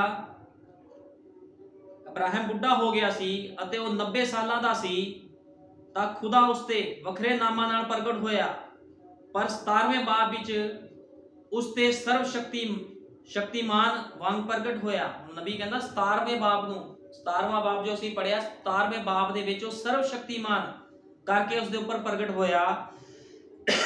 ਹੁਣ ਅਸਲ ਵਿੱਚ ਇਸ ਦੇ ਲਈ ਇਬਰਾਨੀ ਸ਼ਬਦ ਹੈ, ਨਬੀ ਕਹਿੰਦਾ ਹੁਣ ਇਸ ਦੇ ਲਈ ਇਬਰਾਨੀ ਸ਼ਬਦ ਹੈ ਅਲ ਸ਼ਦਾਈ, ਜਿਸ ਦਾ ਮਤਲਬ ਹੈ ਜਿਸ ਦੇ ਔਰਤ ਵਾਂਗ ਛਾਤੀ ਜਾਂ ਸਥਨ ਹੋਣ। ਹੁਣ ਅਲ ਸ਼ਦਾਈ ਦਾ ਮਤਲਬ ਹੈ ਦੋ ਛਾਤੀਆਂ ਦਾ ਖੁਦਾ, ਦੋ ਛਾਤੀਆਂ ਵਾਲਾ ਖੁਦਾ, ਜਿਸ ਦਾ ਮਤਲਬ ਹੈ ਦੋ ਛਾਤੀਆਂ ਵਾਲਾ ਖੁਦਾ ਕਿਸੇ औरत वांग छाती या स्तन होण। उसने कहा अब्राहम तू बुढ़ा हो गया है, तू 100 साल के करीब है, पर मेरा वायदा अजे कायम है, मेरा वायदा अजे कायम है अते मैं छातियां वाला खुदा हाँ। जिवें एक मां अपने छोटे बच्चे ਲਈ ਹੁੰਦੀ है, तिवें ਜਦੋਂ ਬਿਮਾਰ ਅਤੇ ਘਬਰਾਇਆ ਹੋਇਆ ਹੁੰਦਾ ਹੈ ਮਾਂ ਉਸ ਨੂੰ ਚੁੱਕ ਲੈਂਦੀ ਹੈ। ਕੋਈ ਫਰਕ ਨਹੀਂ ਪੈਂਦਾ ਕਿ ਉਹ ਬੱਚਾ ਕਿੰਨਾ ਬਿਮਾਰ ਹੈ, ਉਹ ਉਸ ਨੂੰ ਆਪਣੀ ਛਾਤੀ ਨਾਲ ਲਗਾ ਲੈਂਦੀ ਹੈ ਤੇ ਮਾਂ ਦੀ ਤਾਕਤ ਉਸ ਛੋਟੇ ਬੱਚੇ ਨੂੰ ਸੰਭਾਲਦੀ ਹੈ ਅਤੇ ਬੱਚਾ ਮਾਂ ਦੀ ਤਾਕਤ ਨਾਲ ਚੰਗਾ ਹੋ ਜਾਂਦਾ ਹੈ। ਹੁਣ ਖੁਦਾਵੰਦ ਕਿਉਂ ਉੱਤੇ ਪ੍ਰਗਟ ਹੋਇਆ ਵੀ ਮੈਂ ਅਲ ਸ਼ਦਾਈ ਆ, ਦੋ ਛਾਤੀਆਂ ਵਾਲਾ ਖੁਦਾ ਆ? ਕਿਉਂਕਿ ਇਬਰਾਹਿਮ ਅਸੀਂ ਵੇਖਦੇ ਆ ਏਜਡ ਹੋ ਗਿਆ ਸੀ, ਬੁੱਢਾ ਹੋ ਗਿਆ ਸੀਗਾ, ਲੇਕਿਨ ਖੁਦਾ ਨੇ ਉਸ ਨੂੰ ਇੱਕ ਮਾਂ ਵਾਂਗੂ ਸੰਭਾਲਿਆ, ਉਹਨੂੰ ਤਾਕਤ ਦਿੱਤੀ। ਤੁਹਾਨੂੰ ਪਤਾ ਨਬੀ ਕਹਿੰਦਾ ਜਦੋਂ ਕੋਈ ਛੋਟਾ ਬੱਚਾ ਹੁੰਦਾ ਉਹ ਬਿਮਾਰ ਹੋਵੇ, ਪਰੇਸ਼ਾਨ ਹੋਵੇ, ਚਾਹੇ ਉਹਨੂੰ ਜਿੰਨੀ ਮਰਜ਼ੀ ਦਵਾਈ ਦਿੱਤੀ ਹੋਵੇ, ਬੱਚਾ ਸੰਤੁਸ਼ਟ ਨਹੀਂ ਹੁੰਦਾ ਜਦ ਤੱਕ ਉਸਦੀ ਮਾਂ ਉਹਨੂੰ ਆਪਣੀ ਛਾਤੀ ਦੇ ਨਾਲ ਨਹੀਂ ਲਗਾ ਲੈਂਦੀ। ਫਿਰ ਨਬੀ ਕਹਿੰਦਾ ਆਪਣੇ ਜਿਹੜਾ ਬੱਚਾ ਹੈ ਆਪਣੀ ਮਾਂ ਦਾ ਦੁੱਧ ਪੀਂਦਾ ਹੈ ਤੇ ਉਸ ਦੁੱਧ ਦੇ ਵਿੱਚ ਇੰਨੀ ਪਾਵਰ ਹੁੰਦੀ ਹੈ ਉਸ ਨੂੰ ਬਿਮਾਰ ਨੂੰ ਵੀ ਚੰਗਾ ਕਰ ਦਿੰਦਾ, ਫਿਰ ਕਰ ਦਿੰਦੀ ਹੈ। ਠੀਕ ਹੈ ਨਾ, ਇੱਕ ਮਾਂ ਆਪਣੇ ਬੱਚੇ ਦੇ ਲਈ ਇੰਨੀ ਮਤਲਬ ਵਧੀਆ ਸਾਬਤ ਹੁੰਦੀ ਹੈ। ਇਸੇ ਤਰ੍ਹਾਂ ਨਬੀ ਕਹਿੰਦਾ ਵੀ ਜਿਹੜਾ ਪ੍ਰਭੂ ਸੀਗਾ ਉਹ ਇਬਰਾਹਿਮ ਦੇ ਲਈ ਦੋ ਛਾਤੀਆਂ ਵਾਲਾ ਖੁਦਾ ਬਣ ਕੇ ਆਇਆ। ਉਸਨੇ ਕਿਹਾ ਮੈਂ ਅਲ ਸ਼ਦਾਈ ਹਾਂ, ਜਿਸ ਦਾ ਮਤਲਬ ਹੈ ਔਰਤ ਵਾਂਗੂ ਦੋ ਸਥਨ ਹੋਣੇ। ਉਸਨੇ ਕਿਹਾ ਇਬਰਾਹਿਮ ਤੂੰ ਬੁੱਢਾ ਹੋ ਗਿਆ ਹੈ ਅਤੇ 90 ਸਾਲਾਂ ਦਾ ਬਹੁਤ ਹੀ ਬੁੱਢਾ ਹੈ। ਸਾਰਾ ਹੁਣ ਤੂੰ 80 ਸਾਲਾਂ ਦੀ ਹੈ, ਪਰ ਛਾਤੀਆਂ ਵਾਲਾ ਖੁਦਾ ਹਾਂ। ਉਹ ਕਹਿੰਦੇ ਤੁਸੀਂ ਬੁੱਢੇ ਹੋ ਗਏ ਹੋ, ਪ੍ਰਭੂ ਕਹਿੰਦਾ ਲੇਕਿਨ ਮੈਂ ਛਾਤੀਆਂ ਵਾਲਾ ਖੁਦਾ ਹਾਂ। ਬਸ ਮੇਰੇ ਵਾਅਦੇ ਤੇ ਬਣੇ ਰਹੋ, ਇਸ ਦੀ ਸੰਭਾਲ ਕਰੋ ਅਤੇ ਇਸ ਨੂੰ ਪੂਰਾ ਕਰਾਂਗਾ। ਹੁਣ ਖੁਦਾ ਕਹਿ ਰਿਹਾ ਸੀ ਮੇਰੇ ਵਾਅਦੇ ਤੇ ਤੁਸੀਂ ਵਿਸ਼ਵਾਸ ਕਰੋ, ਬਸ ਮੈਂ ਇਸ ਨੂੰ ਪੂਰਾ ਕਰਾਂਗਾ। ਕਿੰਨਾ ਦੇਖੋ ਅਸੀਂ ਦੇਖਦੇ ਹਾਂ ਵੱਡਾ ਵਾਅਦਾ ਖੁਦਾ ਨੇ ਇਬਰਾਹਿਮ ਦੇ ਨਾਲ ਕੀਤਾ ਸੀ। ਜੇ ਇਬਰਾਹਿਮ ਦੇ ਨਾਲ ਵਾਅਦਾ ਸੀ, ਉਹੀ ਵਾਅਦਾ ਦੋ ਛਾਤੀਆਂ ਵਾਲੇ ਖੁਦਾ ਦਾ ਸਾਡੇ ਨਾਲ ਵੀ ਹੈ। ਉਹੀ ਦੋ ਛਾਤੀਆਂ ਵਾਲਾ ਖੁਦਾ ਜੋ ਆਪਣੀ ਦੁਲਹਨ ਨੂੰ ਸੰਭਾਲੇ ਹੋਏ ਆ, ਜਿਹਦਾ ਨਾਮ ਅਲ ਸ਼ਦਾਈ ਆ। ਠੀਕ ਹੈ ਨਾ। फिर उसने इब्राहिम ਨੂੰ ਇਸ ਨੇਮ ਦੀ ਪੁਸ਼ਟੀ ਕਰਨ ਲਈ ਬਾਹਰ ਬੁਲਾਇਆ। ਇਬਰਾਹਿਮ ਨੇ ਆਖਿਆ ਕਿਉਂ ਜੋ ਮੈਂ ਔਂਦ ਹਾਂ ਅਤੇ ਮੇਰੇ ਘਰ ਦਾ ਇਕਲੌਤਾ ਵਾਰਸ ਦਮਿਸ਼ਕੀ ਅਲੀ ਅਜਰ ਹੈ। ਉਸਨੇ ਕਿਹਾ ਵੇਖ ਕਿ ਮੈਂ ਬਿਨਾਂ ਬੱਚੇ ਦੇ ਜਾਂਦਾ ਹਾਂ ਅਤੇ ਉਹ ਮੇਰਾ ਵਾਰਸ ਬਣਨ ਵਾਲਾ ਹੈ ਅਤੇ ਮੇਰੇ ਕੋਲ ਸਿਰਫ ਇਸ਼ਮਾਇਲ ਹੈ ਜਿਹੜਾ ਗੋਲੀ ਹਾਜ਼ਰਾ ਤੋਂ ਹੈ।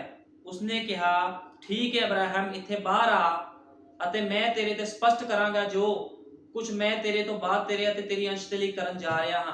ਹੁਣ ਖੁਦਾ ਕਹਿ ਰਿਹਾ ਵੀ ਮੈਂ ਤੇਰੀ ਅੰਸ਼ ਦੇ ਲਈ ਕੁਝ ਕਰਨ ਜਾ ਰਿਹਾ। ਖੁਦਾ ਨੇ ਵਾਅਦਾ ਕੀਤਾ ਸੀਗਾ ਤੇ ਖੁਦਾ ਨੇ ਉਸਦੇ ਜੀਵਨ ਦੇ ਵਿੱਚ ਉਸ ਵਾਅਦੇ ਨੂੰ ਪੂਰਾ ਕੀਤਾ, ਕਿਉਂਕਿ ਇਹਦੇ ਅੰਦਰ ਸੁਭਾਅ ਮਸੀਹ ਸੀਗਾ। ਹੁਣ ਜਿਹਦੇ ਵੀ ਭੈਣ ਭਾਈ ਦੇ ਅੰਦਰ ਮਸੀਹ ਸੁਭਾਅ ਆ, ਉਹ ਜਾਣ ਜਾਵੇਗਾ ਵੀ ਜੋ ਖੁਦਾ ਨੇ ਸਾਡੇ ਨਾਲ ਵਾਅਦੇ ਕੀਤੇ ਹਨ ਉਹ ਇੱਕ ਦਿਨ ਖੁਦਾ ਪੂਰੇ ਕਰੇਗਾ। ਸਮਾਂ ਜਿੰਨਾ ਮਰਜ਼ੀ ਲੱਗ ਰਿਹਾ ਹੈ, ਹੁਣ ਖੁਦਾ ਨੇ ਕਿਹਾ ਹੈ ਵੀ ਮੈਂ ਆਪਣੀ ਦੁਲਹਨ ਨੂੰ ਲੈ ਜਾਵਾਂਗਾ, ਚਾਹੇ ਜਿੰਨਾ ਵੀ ਸਮਾਂ ਲੱਗ ਰਿਹਾ। ਉਸਨੇ ਵਾਅਦਾ ਕੀਤਾ ਹੈ, ਜੋ ਉਹਨੇ ਵਾਅਦਾ ਕੀਤਾ ਉਹ ਸੱਚ ਤੇ ਆਮੀਨ ਹੈ। ਅੱਖ ਚਮਕਦੇ ਸਾਰ ਅਸੀਂ ਹੋਰ ਦੇ ਹੋਰ ਹੋ ਜਾਵਾਂਗੇ, ਕਿਉਂਕਿ ਉਸਨੇ ਇਸ ਧਰਤੀ ਦੇ ਅੰਤ ਤੋਂ ਪਹਿਲਾਂ ਇੱਕ ਨਬੀ ਨੂੰ ਭੇਜਿਆ ਜਿਹਨੇ ਕੀ ਕੀਤਾ, ਸੰਦੇਸ਼ ਲਿਆਂਦਾ, ਖੁਦਾ ਦਾ ਸੰਦੇਸ਼ ਲਿਆਂਦਾ ਤਾਂ ਕਿ ਉਹਦੀ ਦੁਲਹਨ ਉਸ ਸੰਦੇਸ਼ ਦੇ ਨਾਲ ਸ਼ਿੰਗਾਰ ਕਰੇ। ਤੇ ਅੱਜ ਉਹਦੀ ਦੁਲਹਨ ਉਸ ਸੰਦੇਸ਼ ਦੇ ਨਾਲ ਸ਼ਿੰਗਾਰ ਕਰ ਰਹੀ ਹੈ। ਸ਼ਿੰਗਾਰ ਕਰਨ ਦਾ ਮਤਲਬ ਹੈ ਵਚਨ ਨੂੰ ਪੂਰਾ ਕਰਨਾ। ਜੋ ਵਚਨ ਨੂੰ ਪੂਰਾ ਕਰੇਗਾ ਉਹੀ ਖੁਦਾ ਦੀ ਸੰਤਾਨ ਹੈ, ਇਬਰਾਹਿਮ ਦੀ ਸੰਤਾਨ ਹੈ, ਉਹਦੀ ਦੁਲਹਨ ਹੈ। ਇਸ ਗੱਲ ਨੂੰ ਹਮੇਸ਼ਾ ਯਾਦ ਰੱਖਣਾ ਹੈ।